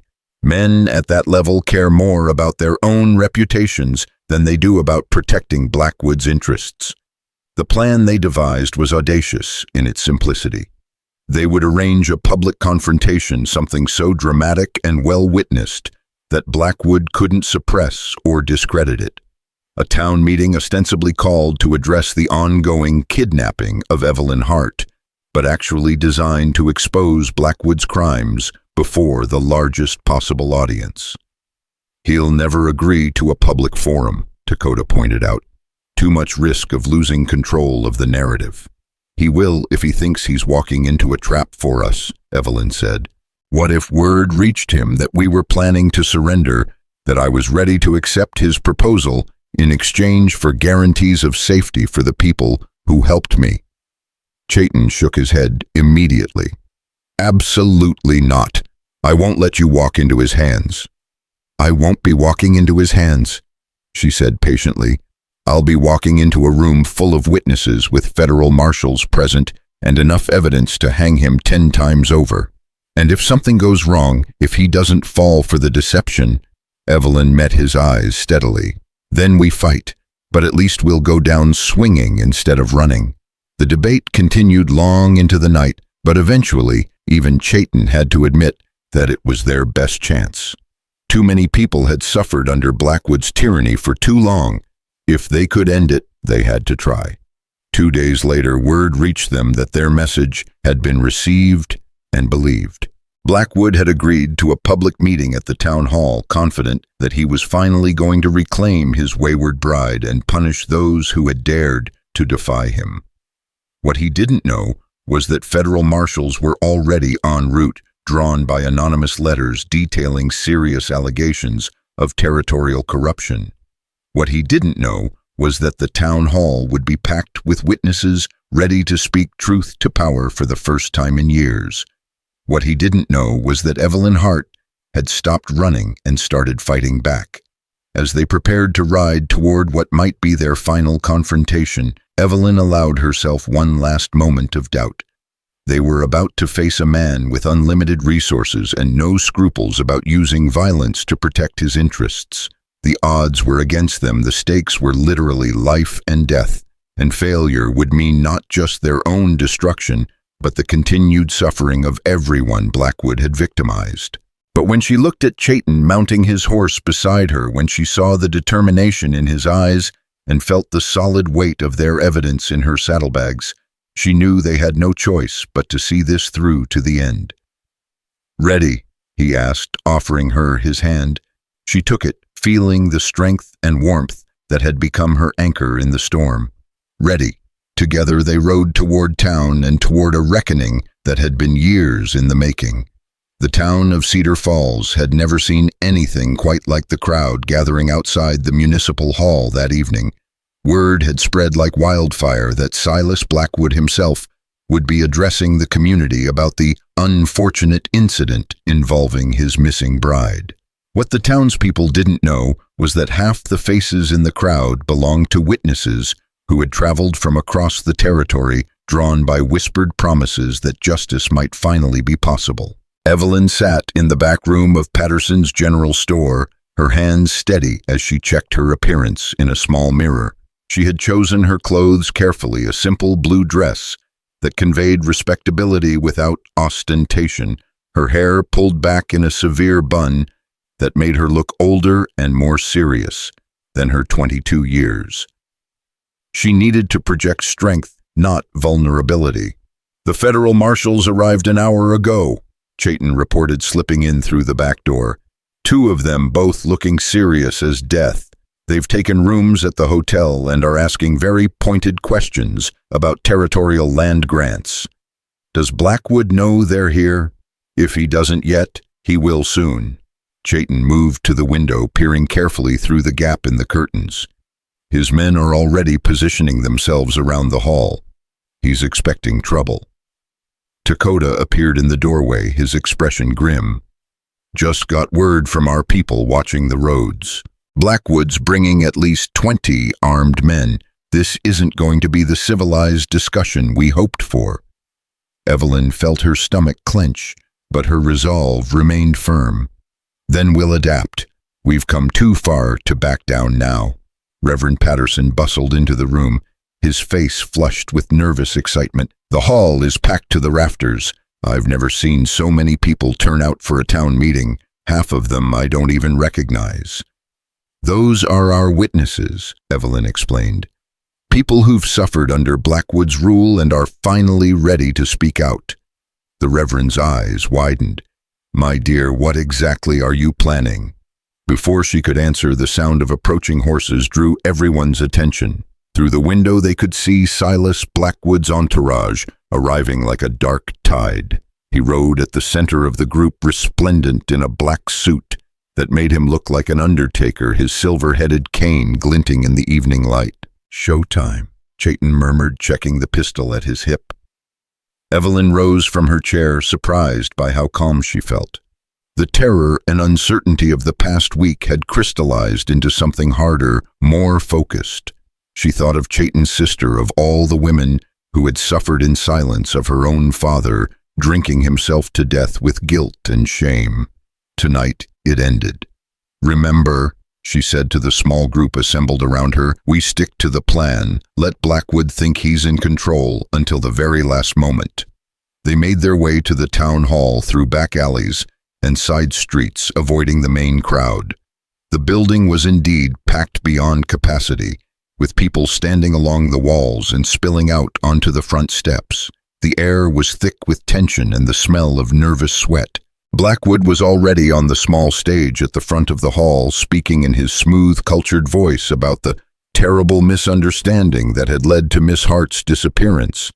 He painted himself as a concerned fiancé, worried about the safety of his beloved, generous enough to offer amnesty to anyone who had been misled into helping her. "I know there are those among you who may have been deceived by Miss Hart's emotional state," he was saying, his voice carrying easily through the packed room. "Hysteria is unfortunately a common affliction among young women facing the natural anxieties of marriage. I bear no ill will toward anyone who may have offered assistance during this difficult time." Evelyn felt sick listening to him twist the narrative, making her out to be a hysterical female in need of masculine guidance. But she forced herself to wait to let him dig his own grave with his arrogance. "However," Blackwood continued, his tone growing slightly harder, "I cannot allow this disruption to continue. Miss Hart's reputation and my own have suffered enough damage. It's time for her to come home and take her rightful place as my wife." That was her cue. Taking a deep breath, Evelyn stepped out of the shadows at the back of the hall and began walking down the center aisle. A murmur rippled through the crowd as people recognized her, some gasping in surprise, others nodding in approval. She had dressed to make an impression, and she could see it working. Instead of the broken, frightened girl Blackwood expected, she presented herself as a woman in control of her own destiny. Her spine was straight, Her chin lifted, her eyes fixed on the man who had tried to buy her like a prize heifer. "Mr. Blackwood," she said, her voice cutting through the murmur of the crowd. "You wanted to see me, here I am." The smile that spread across his face was triumphant, but cold. "My dear Evelyn, thank God you're safe. When I heard about your adventure with those savages, I feared the worst." The racial slur hit its mark, designed to turn public opinion against Chayton and his people. But Evelyn was ready for it. "Savages?" she repeated, her voice carrying clearly through the hall. "Is that what you call people who showed me more kindness and respect in a week than you've shown in your entire life?" A ripple of surprise went through the crowd. This wasn't the submissive return Blackwood had expected. "My dear, you're clearly still suffering from your ordeal," he said, his voice taking on a patronizing tone. "Perhaps we should discuss this privately where you can recover your composure." "My composure is perfectly intact, thank you." Evelyn stopped at the foot of the stage, looking up at him with unflinching eyes. "And I think the people of this town deserve to hear the truth about what really happened." She could see Blackwood's confusion beginning to shift toward anger. This wasn't going according to his script. "The truth," she continued, turning to address the packed hall, "is that Mr. Blackwood threatened to destroy my family if I didn't agree to marry him. He used my father's gambling debts as leverage to force me into accepting his proposal, then moved up the wedding date to prevent me from finding any alternative." "That's preposterous," Blackwood sputtered. "I offered your family a generous solution to their financial difficulties. If you chose to interpret that as coercion..." "Coercion?" Evelyn's voice rose with controlled fury. "You told me that if I refused, you would have my father arrested for theft, seize our property, and ensure I had no means of survival except prostitution. What would you call that?" The crowd was completely silent now, hanging on every word. Near the back of the hall, she could see the two federal marshals taking notes, their faces professionally neutral but clearly interested. Blackwood's mask was beginning to slip. "You're hysterical, overwrought. This is exactly why women need masculine guidance in making important decisions." "Masculine guidance?" Evelyn laughed, the sound sharp as broken glass. "Is that what you call attempted rape?" The gasp that went up from the crowd was audible. Several women pressed hands to their mouths in shock, while the men shifted uncomfortably, uncertain how to respond to such a direct accusation. "That is a damnable lie."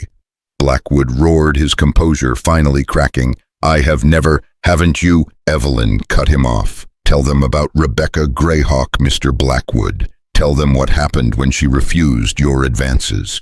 The name hit him like a physical blow. She could see him trying to calculate how much she knew, how much damage she could do. "I don't know what lies these savages have been filling your head with." "Stop calling them savages."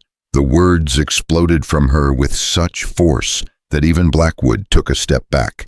"They're human beings, and they've shown me more honor and decency than you ever have." At that moment, as if summoned by her defense of them, Chayton stepped into the hall.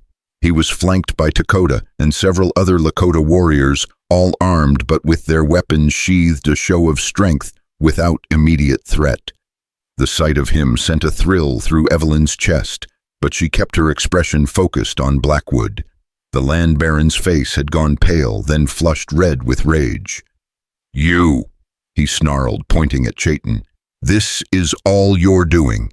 You poisoned her mind against me, filled her head with lies and promises you can't keep." Chayton's voice was calm, but it carried clearly through the hall. "I told her the truth about what kind of man you are. Everything else was her choice." "Her choice?" Blackwood laughed harshly. "What choice does a woman have? What choice does anyone have against forces beyond their control?" It was exactly the opening Evelyn had been waiting for. "You're right about one thing, Mr. Blackwood. There are forces beyond individual control. Forces like corruption, bribery, and systematic theft." She reached into her bag and pulled out the documents Billy Morrison had provided, holding them high enough for everyone to see.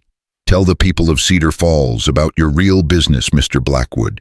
Tell them about the forged deeds, the bribes to territorial officials, the way you've been stealing land from honest settlers for years."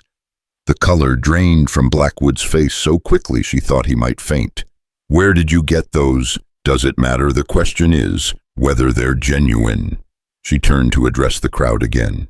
"I have here documented proof that Silas Blackwood has been systematically defrauding the territorial government and stealing land from legitimate homesteaders."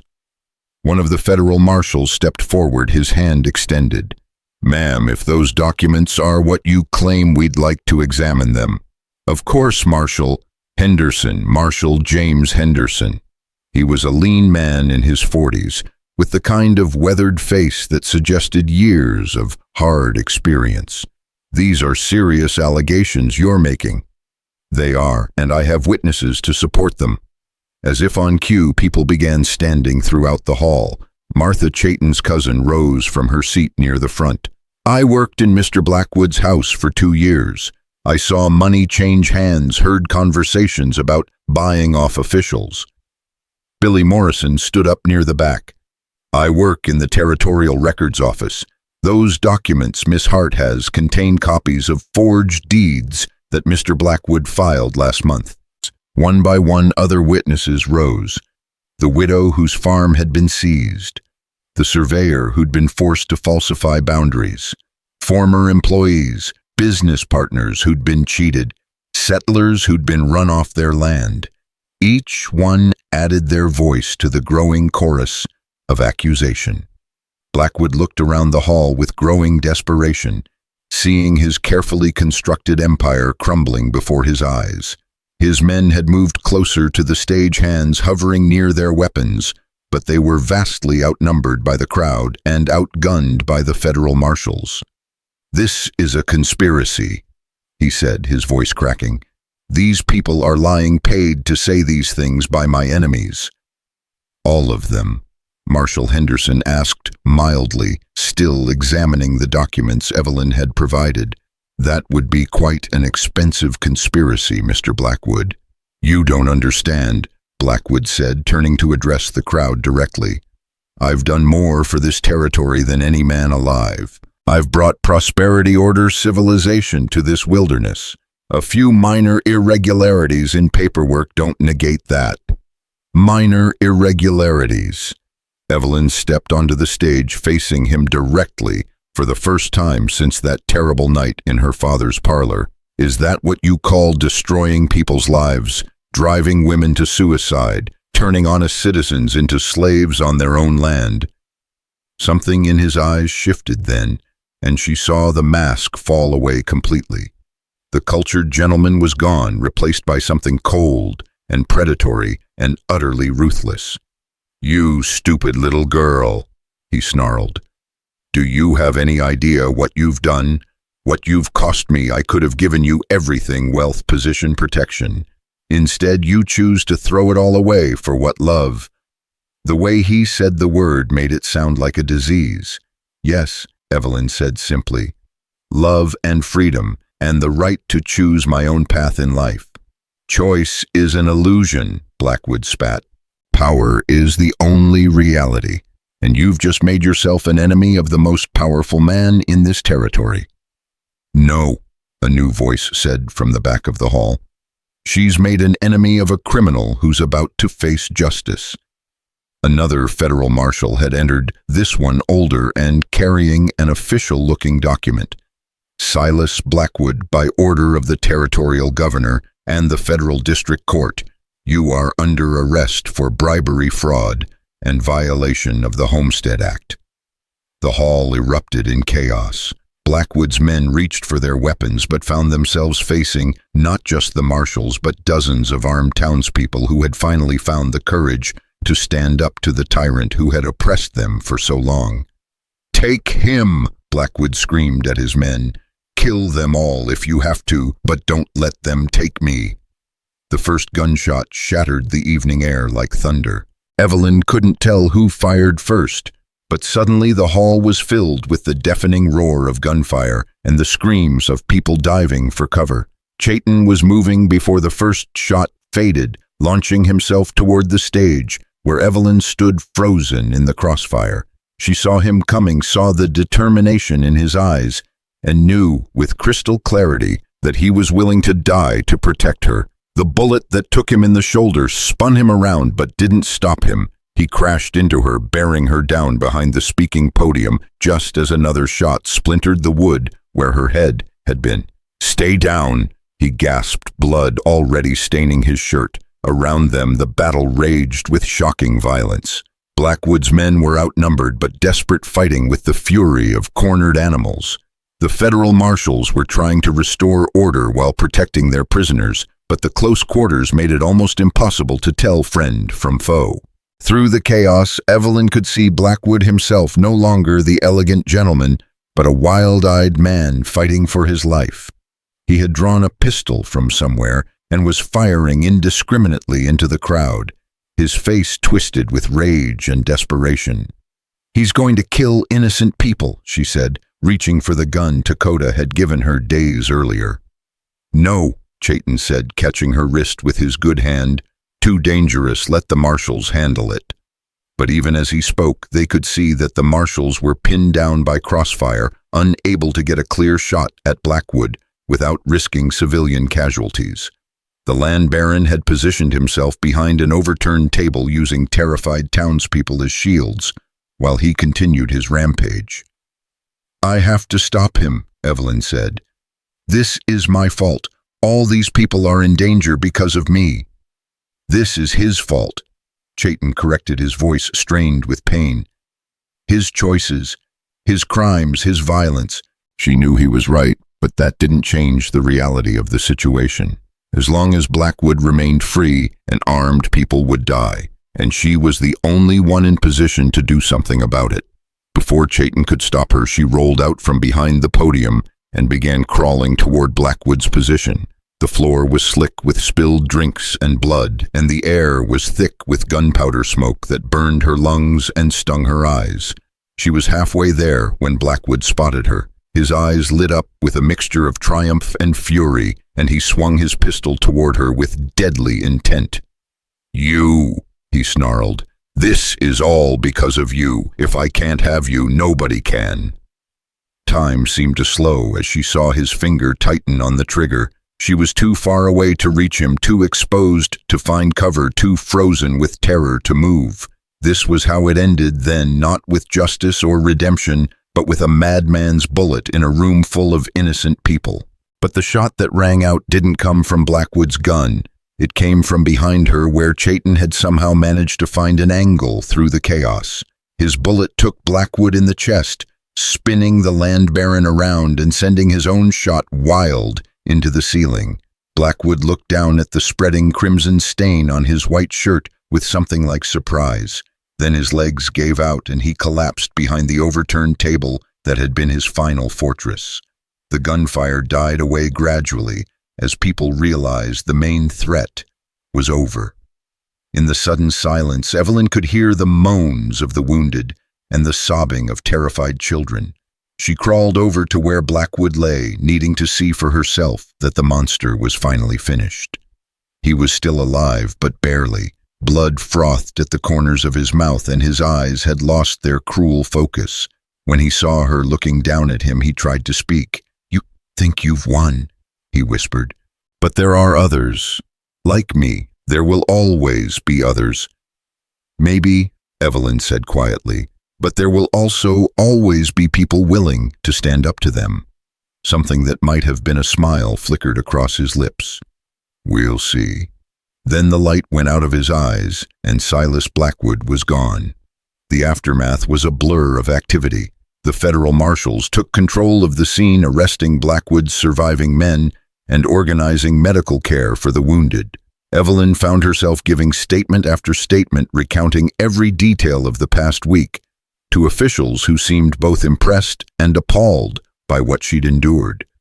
But her primary concern was Chayton, who had lost a significant amount of blood before the town doctor could properly treat his wound. She sat beside his makeshift bed in the doctor's office, holding his hand and watching his pale face for signs of improvement. The bullet went clean through, Doc Patterson assured her for the third time. Missed the major arteries and bones. He'll be sore for a while, but he should make a full recovery. Thank you, she said, though her eyes never left Chayton's face. When he finally woke near dawn, the first thing he saw was her tear-stained face leaning over him. Did we win? He asked weakly. We won, she confirmed, squeezing his hand. It's over. He's dead, his men are in custody, and the federal government is launching a full investigation into territorial corruption. He closed his eyes in relief. And are you hurt? Not a scratch. Thanks to you. She leaned down and kissed his forehead gently. You saved my life. You saved mine first, he said. The night we met, you gave me something to fight for besides just revenge. Marshal Henderson appeared in the doorway, hat in hand. Miss Hart, I'm sorry to interrupt, but we need to discuss your future testimony. There's going to be a territorial grand jury, probably a federal trial as well. Evelyn looked down at Chayton, then back at the marshal. Whatever you need, I'll testify to everything what Blackwood did to me, what I witnessed, what these documents prove. I want to make sure this never happens to anyone else. It's going to be a long process, Henderson warned. Months, maybe years of legal proceedings, and there may be others who try to intimidate you into staying quiet. Let them try, Evelyn said with quiet determination. I'm not afraid anymore. Later that morning, as news of Blackwood's death spread through the territory, Evelyn stood on the steps of the town hall, looking out at the crowd that had gathered. Many of the faces were familiar now, witnesses who had found the courage to speak out, survivors who had finally seen justice done. Her father approached hesitantly, his hat in his hands, and shame written across his features. They hadn't spoken since the night he'd agreed to sell her to Blackwood, and she could see the guilt eating away at him. Evie, he said quietly, I don't expect you to forgive me. What I did was unforgivable, but I want you to know how proud I am of what you've done. Your mother would have been proud too. She studied his face, seeing the broken man he'd become, but also glimpses of the father she remembered from her childhood. The anger she'd carried for so long felt suddenly heavy and pointless. Papa, she said softly, come here. When he stepped closer, she wrapped her arms around him in the first real embrace they'd shared since her mother's death. He broke down then, sobbing against her shoulder with years of pent-up grief and shame. I'm sorry, he whispered. I'm so sorry, baby girl. I know, she said, tears streaming down her own face. I know you are, and I forgive you. They held each other for a long time, surrounded by the crowd, but lost in their own moment of reconciliation. When they finally separated, Thomas Hart looked older, but somehow lighter, as if a tremendous weight had been lifted from his shoulders. What happens now, he asked. Now we rebuild, Evelyn said, thinking of all the damage Blackwood's reign of terror had caused. We help each other heal. We make sure something like this never happens again. Chayton appeared at her side, his arm in a sling, but his smile warm and genuine. And we start our life together, he added, taking her hand with his good one. Together, she agreed, feeling the words settle into her heart like a promise. The future stretched before them, uncertain but full of possibility. There would be trials to face, testimony to give a new life, to build from the ashes of the old. But they would face it all together, bound not by force or fear, but by love freely given and courage freely shared. As the sun climbed higher over Cedar Falls, Evelyn Hart looked around at the faces of the people who had stood with her against tyranny and knew that she was finally truly free. The autumn sun cast long shadows across the ruins of what had once been Silas Blackwood's estate. 3 months had passed since his death, and already nature was beginning to reclaim the grand mansion that had stood as a monument to his power. Vines crept up the white columns, weeds pushed through the cracks in the marble steps, and broken windows stared out like hollow eyes over the valley below. Evelyn stood at the edge of the property, watching as federal agents continued their methodical search of the buildings. They had already uncovered enough evidence to convict a dozen men of corruption, but the investigation continued to spread like ripples from a stone dropped in still water. Every day brought new revelations about the scope of Blackwood's criminal empire. "Penny for your thoughts," Chayton said, approaching from behind with his characteristic quiet step. His arm was finally free of the sling, though she noticed he still favored his left shoulder when he thought no one was looking. "I was just thinking about power," she said, not taking her eyes off the crumbling mansion. "How quickly it can disappear. A few months ago this place seemed impregnable. Now it looks like something from a ghost story." He moved to stand beside her, his presence as comforting as always.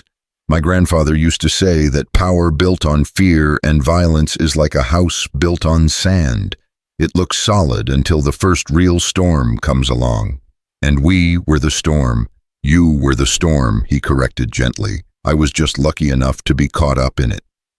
The past 3 months had been a whirlwind of testimony trials and revelations that had shaken the territorial government to its foundations. Evelyn had spent countless hours in courtrooms and government offices, recounting her story again and again to judges, prosecutors, and investigators. Each telling had grown easier, but the weight of responsibility never lessened. The trials had revealed the true extent of Blackwood's crimes. Forged documents bribed officials, intimidated witnesses, and worse. The survivors who had found the courage to speak out painted a picture of systematic abuse that had gone on for years. Some testimonies were so horrific that even hardened federal marshals had been visibly shaken. "The last of his men were sentenced yesterday," Chayton said, breaking into her thoughts. "All of them, 20 years in federal prison for the ones who survived the shootout. The judge said he wanted to send a message that this kind of corruption wouldn't be tolerated in his territory." Evelyn nodded, feeling a mixture of satisfaction and exhaustion. Justice had been served, but the cost had been enormous. 3 people had died in the town hall that night, including old Mrs. Patterson, who had simply been in the wrong place when the shooting started. Dozens more had been wounded, and the psychological scars would take years to heal. "There's something else," Chayton said, his tone suggesting important news. "Marshal Henderson wants to meet with us this afternoon. He says there's been a development." They found the marshal at the temporary federal office that had been set up in the old bank building. Henderson looked older than he had 3 months ago, the weight of the investigation having added lines around his eyes and gray to his hair. "Miss Hart, Mr. Grayhawk," he said, rising from behind a desk covered in papers and evidence boxes. "Thank you for coming. Please sit down." They settled into the wooden chairs across from his desk, and Evelyn noticed the careful way Henderson was watching them both. "I wanted to give you an update on the investigation," he began, "and to discuss what happens next." "What do you mean?" Evelyn asked, though something in his manner made her nervous. Henderson pulled out a thick folder and opened it carefully. "We've been following the money trail from Blackwood's various enterprises. Bank records, property deeds, business partnerships. The scope of the corruption is even larger than we initially suspected." He spread several documents across the desk, pointing to names and figures that meant nothing to Evelyn but clearly troubled him deeply. Blackwood had connections in the territorial legislature, the land office, even some federal agencies. We're talking about millions of dollars in fraudulent transactions over the past decade. Chayton leaned forward, studying the papers. "How much of this can you prove in court?" "Most of it, thanks to the evidence you provided and the testimony from witnesses. But here's the problem. Some of these people are still in positions of power. They have resources, connections, and a strong motivation to see this investigation shut down." Evelyn felt a chill run down her spine. "What are you saying?" "I'm saying that your testimony has made you extremely valuable to the federal government, but it's also made you a target for people who have everything to lose if the investigation continues." Henderson reached into another folder and pulled out what looked like official correspondence. "We've received intelligence that there may be attempts to intimidate or silence key witnesses. We're recommending federal protection for anyone who's testified against Blackwood's organization." The room fell silent as the implications sank in. Evelyn had thought that Blackwood's death would end the danger, but apparently the roots of corruption ran much deeper than she'd realized. "What kind of protection?" Chayton asked, his voice carefully controlled. "Relocation if necessary. New identities, federal marshals for security, complete separation from your current lives until the remaining trials are concluded." Evelyn felt the world tilting around her. "You're talking about witness protection. For how long?"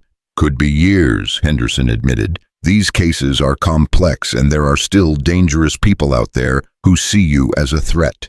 She looked at Chayton, seeing her own shock reflected in his dark eyes. They had fought so hard for their freedom, only to discover that freedom might require giving up everything they had built together. "What if we refuse?" she asked. Henderson's expression grew grave. "Then I can't guarantee your safety. These people have already proven they're willing to kill to protect their interests." That evening, Evelyn and Chayton walked along the creek where they had first planned their escape from Blackwood's trap. The autumn air was crisp, carrying the scent of dying leaves and the promise of winter. It should have been peaceful, but the weight of their conversation with Henderson hung between them like a storm cloud. "We could do it," Chayton said finally. "Start over somewhere new, build a life where no one knows our history. But it wouldn't really be our life, would it?" Evelyn stopped walking and turned to face him. "It would be a life the federal government created for us. False names, false histories, always looking over our shoulders." He reached out and took her hands, his touch warm despite the cooling air. "It would be us together. That's all that really matters." "Is it?" The question came out more sharply than she intended. "What about your family, your people, your connection to this land? What about my father, who's finally getting sober and trying to rebuild his life?" Chayton was quiet for a long moment, considering her words. When he spoke again, his voice was heavy with resignation. "My uncle said something to me last week. He said that sometimes the greatest courage is knowing when to walk away from a fight. And sometimes the greatest courage is knowing when to keep fighting," Evelyn countered. "These people, whoever they are, they're counting on us being too scared to stand up to them, just like Blackwood did." "This is different," Chayton said urgently. "Blackwood was one man, however powerful. This is a network of corrupt officials with resources we can't even imagine, which is exactly why they need to be stopped." Evelyn pulled her hands free and began pacing along the creek bank. "If we run, if we disappear into some federal protection program, who's going to speak for all the other victims? Who's going to make sure justice is done?" A new voice interrupted their conversation. "She's right, you know." They spun around to find Sarah Morrison emerging from the tree line, but she wasn't alone. Behind her came Jake Lakota and several other people Evelyn recognized from the night of the confrontation. "Sarah," Evelyn said, surprised. "What are you doing here?" "Same thing you are, I suspect. Trying to figure out what comes next." The older woman's face was grim but determined. Words gotten around about the federal marshal's offer, about the threats against witnesses. Jake stepped forward, his weathered hands clenched into fists. "We've been talking, all of us who testified, and we've made a decision." "What kind of decision?" Chayton asked, though his tone suggested he already suspected. "We're not running," Lakota said simply. "We're not hiding, and we're not letting them intimidate us into silence." Sarah nodded firmly. "We stood up to Blackwood together, and we'll stand up to his remaining allies the same way, as a community." Evelyn felt a surge of hope mixed with fear. "That's incredibly brave, but it's also incredibly dangerous." "Everything worthwhile is dangerous," Jake said with a shrug. "My grandfather fought in the Civil War because he believed in something bigger than his own safety.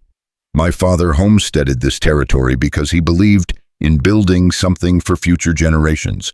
This isn't any different." Over the next hour, as more people arrived at their impromptu gathering, a plan began to take shape. Instead of scattering to the winds and hoping federal protection would keep them safe, they would band together and create their own network of mutual support and protection. We know this territory better than any federal marshal ever will, Dakota pointed out. We know who we can trust and who we can't, and we have skills they don't.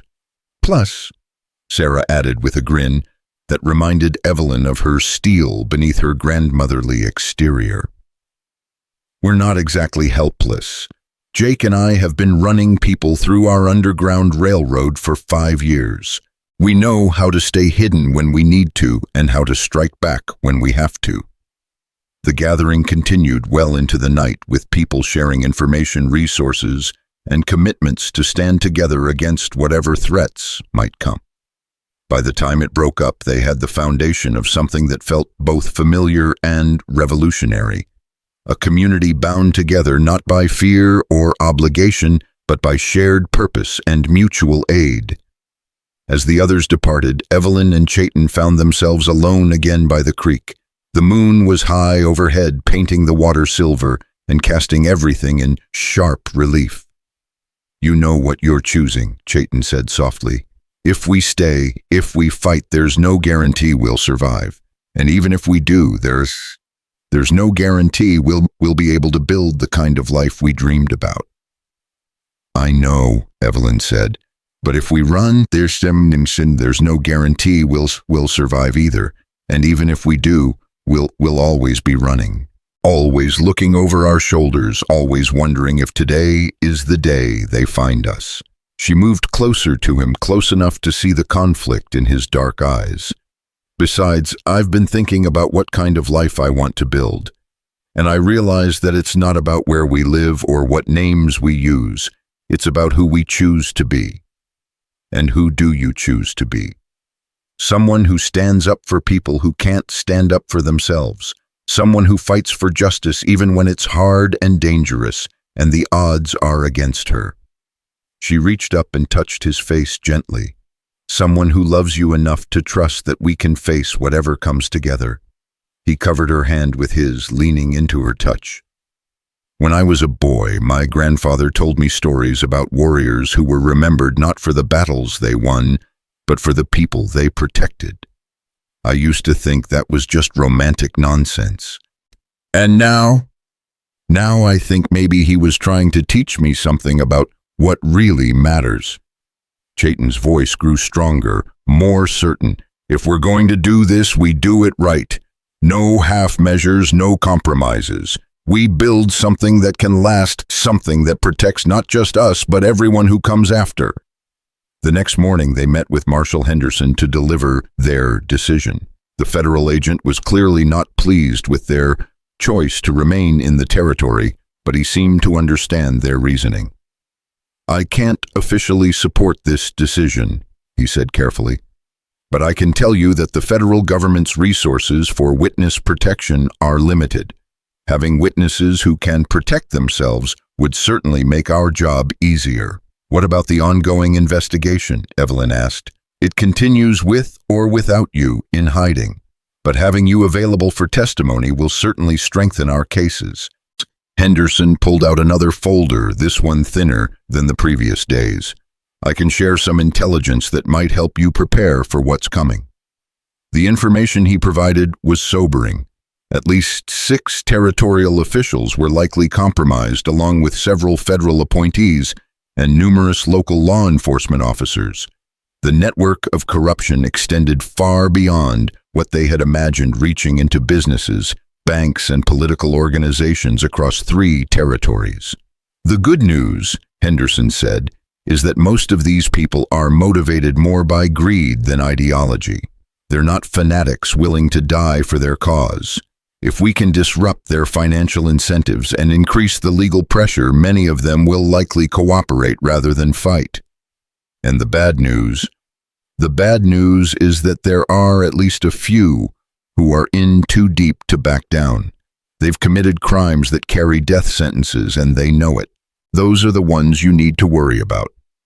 Over the following weeks, their informal network of mutual protection began to take more concrete shape. Safe houses were established, communication systems developed, and watch schedules organized. It was remarkable how quickly a group of farmers, shopkeepers, and laborers transformed themselves into an effective security organization. Evelyn found herself at the center of much of the planning, her experience with Blackwood having given her insights into how powerful men operated and what their vulnerabilities might be. She also discovered that she had a talent for organizing people and resources skills that proved invaluable as their network grew. "You're turning into quite the general," Chayton observed one evening as they reviewed security arrangements for an upcoming trial where several of their people would be testifying. "Is that what this is?" she asked, looking up from the maps and schedules spread across their kitchen table. "Some kind of war, isn't it?"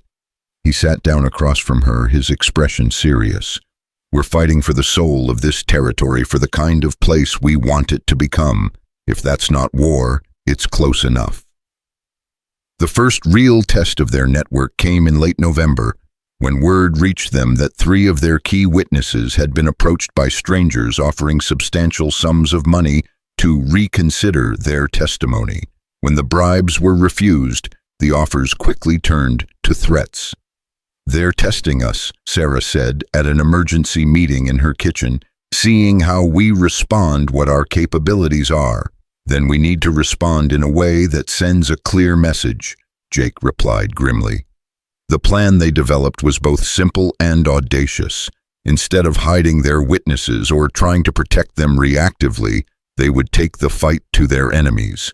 Using skills learned from Chayton's people and refined through years of helping escaped slaves and abused women, they would track down the men making the threats and turn the tables. The confrontation came 3 nights later in a barn outside of town, where 2 of Blackwood's former associates had arranged to meet with a corrupted federal official. Thanks to intelligence gathered by their network, Evelyn and her allies were waiting when the conspirators arrived. "Gentlemen," Evelyn said, stepping out of the shadows with Chayton and 6 other armed allies behind her, "I believe you've been asking about some of our friends." The 3 men froze, clearly not expecting to find themselves outnumbered and outgunned. The federal official, a thin man named Crawford, who had been taking bribes for years, tried to bluster his way out of the situation. "This is a federal crime," he said, his voice shaking. "Interfering with a government investigation threatening federal officials." "Actually," Evelyn interrupted, "we're not threatening anyone. We're simply here to deliver a message." She stepped closer, letting them see the determination in her eyes. "The message is this: we know who you are, we know what you've done, and we're not afraid of you. If you want to continue threatening witnesses, you're welcome to try. But understand that every threat you make will be answered with interest." One of Blackwood's former associates, a man named Peterson, who had helped orchestrate several illegal land seizures, found his voice. "You can't protect everyone forever. Sooner or later you'll make a mistake and we'll be waiting." "Maybe," Chayton said, speaking for the first time. "But in the meantime, you might want to consider the legal alternatives. Cooperation with federal investigators can be very beneficial for people in your situation." Crawford's eyes darted between them, calculating odds and outcomes. "What kind of cooperation?" "The kind that keeps you out of federal prison," Evelyn said. "The kind that protects your family from the consequences of your poor choices. The kind that gives you a chance to do the right thing for once in your miserable life." The negotiation that followed was tense but productive. By dawn, all 3 men had agreed to provide testimony against their former associates in exchange for reduced sentences and protection from retaliation. It was a significant victory, but Evelyn knew it was only the beginning. The winter that followed was one of the coldest on record, but their network not only survived, but grew stronger. Word spread throughout the territory about the group that had stood up to Blackwood's successors and lived to tell about it. Other communities began organizing similar networks, sharing information and resources in a growing web of mutual protection. Evelyn and Chayton were married on a crisp February morning in a ceremony that perfectly reflected their shared values and the community they had helped build. Instead of a traditional church wedding, they exchanged vows in the Lakota tradition beside the same creek where they had first planned their escape from Blackwood's trap. Chief Standing Bear performed the ceremony, speaking in both English and Lakota about the sacred nature of partnerships built on mutual respect and shared purpose. Sarah Morrison stood as Evelyn's witness, while Dakota served the same role for Chayton. The gathering included people from across the territory, farmers and ranchers, Native Americans and European immigrants, former slaves and freedom fighters, all united by their commitment to justice and community. Today we witness not just the union of two hearts, Standing Bear said as the ceremony concluded, but the binding together of two peoples, two ways of life in common cause. May their partnership be a symbol of what is possible when we choose courage over fear, love over hatred, hope over despair. As they kissed to seal their vows, Evelyn felt a sense of completion that had nothing to do with traditional notions of marriage and everything to do with finding her true purpose in life. She was no longer the frightened girl who had been bartered away to pay her father's debts. She was a woman who had chosen her own path and found partners willing to walk it with her. The trials continued throughout the spring, with dozens of officials, businessmen, and criminals facing justice for their roles in Blackwood's network. Evelyn testified in case after case, her clear voice and unshakable composure helping convince juries that corruption and violence would no longer be tolerated in their territory. By summer, the last of the major cases had been concluded. Federal prosecutors estimated that over 40 people had been convicted of serious crimes, with sentences ranging from hefty fines to lengthy prison terms. Millions of dollars in stolen land and assets had been returned to their rightful owners, and new laws had been enacted to prevent similar abuses in the future. But perhaps more importantly, the entire culture of the territory had begun to change. Communities that had once lived in fear of powerful men like Blackwood now knew they had alternatives. Networks of mutual aid and protection had taken root across the region, creating a social fabric that was stronger and more resilient than any individual leader or institution. One evening in late July, as Evelyn and Chayton sat on the porch of their new home watching the sun set over the valley, she reflected on how much had changed since that autumn night when she had first locked eyes with him across a crowded dance floor. "Do you ever wonder what would have happened if we'd taken Henderson's offer?" she asked. "If we'd disappeared into federal protection and started over somewhere else?" Chayton considered the question seriously before answering. "I think we would have survived. We might even have been happy in a way, but we wouldn't have been ourselves." "What do you mean?" "I mean that the people we were becoming, the people we needed to be, could only exist in relationship to this place and these struggles. If we'd run away, we would have preserved our bodies, but lost our souls." Evelyn nodded, understanding exactly what he meant. The woman she had become, strong, determined, unafraid to fight for what was right, had been forged in the fires of confrontation with injustice. Without that crucible, she might have remained forever the dutiful daughter, accepting whatever fate others chose for her. "Besides," Chayton added with a smile, "I like who we became together. I like the life we built." She looked around at the evidence of that life, the comfortable home they had built with their own hands, the garden where she grew vegetables and herbs, the barn where Chayton trained horses, the nearby homes of friends and allies who shared their values. It wasn't the life of wealth and ease that Blackwood had offered, but it was infinitely more valuable because it was theirs by choice and effort rather than by force or inheritance. A year later, when the territorial legislature met to consider statehood, Evelyn found herself in the gallery listening to debates about the kind of society they wanted to create. The corruption scandals had swept away many of the old guard, replaced by men and women who had earned their positions through service to their communities, rather than backroom deals and intimidation. The new territorial constitution included strong protections for individual rights, strict limits on the concentration of economic power, and innovative provisions for community self-governance that reflected the lessons learned from their struggle against Blackwood's empire. "It's not perfect," Evelyn said to Chayton as they walked home from the legislative session. "There are still plenty of people who would abuse power if they could get away with it. But now they know they can't get away with it," he replied. "That makes all the difference." As they reached their front gate, they found a familiar figure waiting for them. Thomas Hart sat on their porch steps, looking healthier and more at peace than Evelyn had seen him in years. The farm was thriving under his renewed attention, and his commitment to sobriety had held firm through all the trials and tribulations of the past 2 years. "Papa," Evelyn said, genuinely pleased to see him. "What brings you by? I wanted to give you something," he said, standing and pulling an envelope from his pocket. "Letter came for you at the farm." Evelyn recognized the federal seal immediately. Inside was a brief note from Marshal Henderson, informing her that the last of Blackwood's associates had been sentenced and that the federal investigation was officially closed. "It's over," she said, showing the letter to Chayton. "Really, truly over." But even as she spoke the words, she knew they weren't entirely accurate.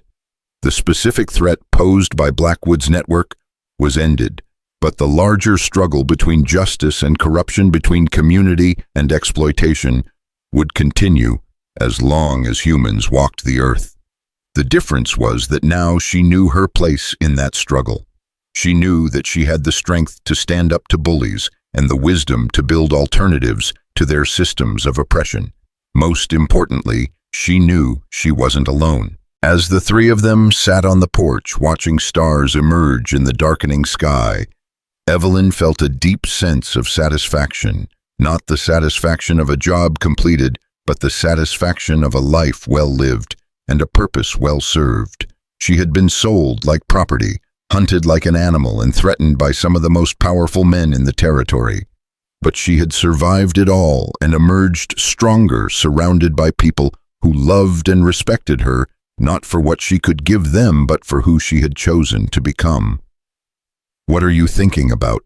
Chayton asked, noticing her contemplative mood. "The future," she said.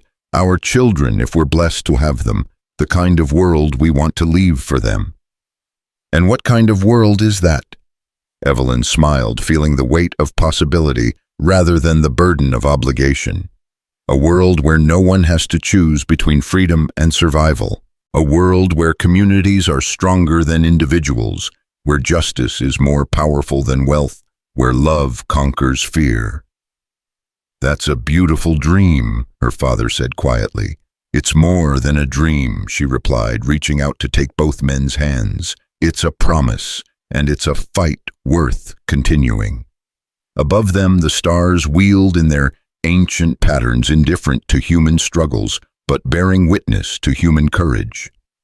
And in that small corner of the vast Montana territory, 3 people sat together in the gathering darkness, bound by love and loss, and the unshakable conviction that tomorrow could be better than today, if they had the courage to make it so.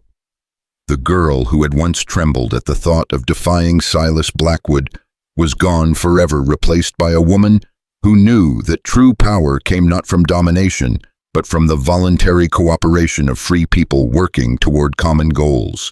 And that woman, Evelyn Hart Grayhawk, was just getting started.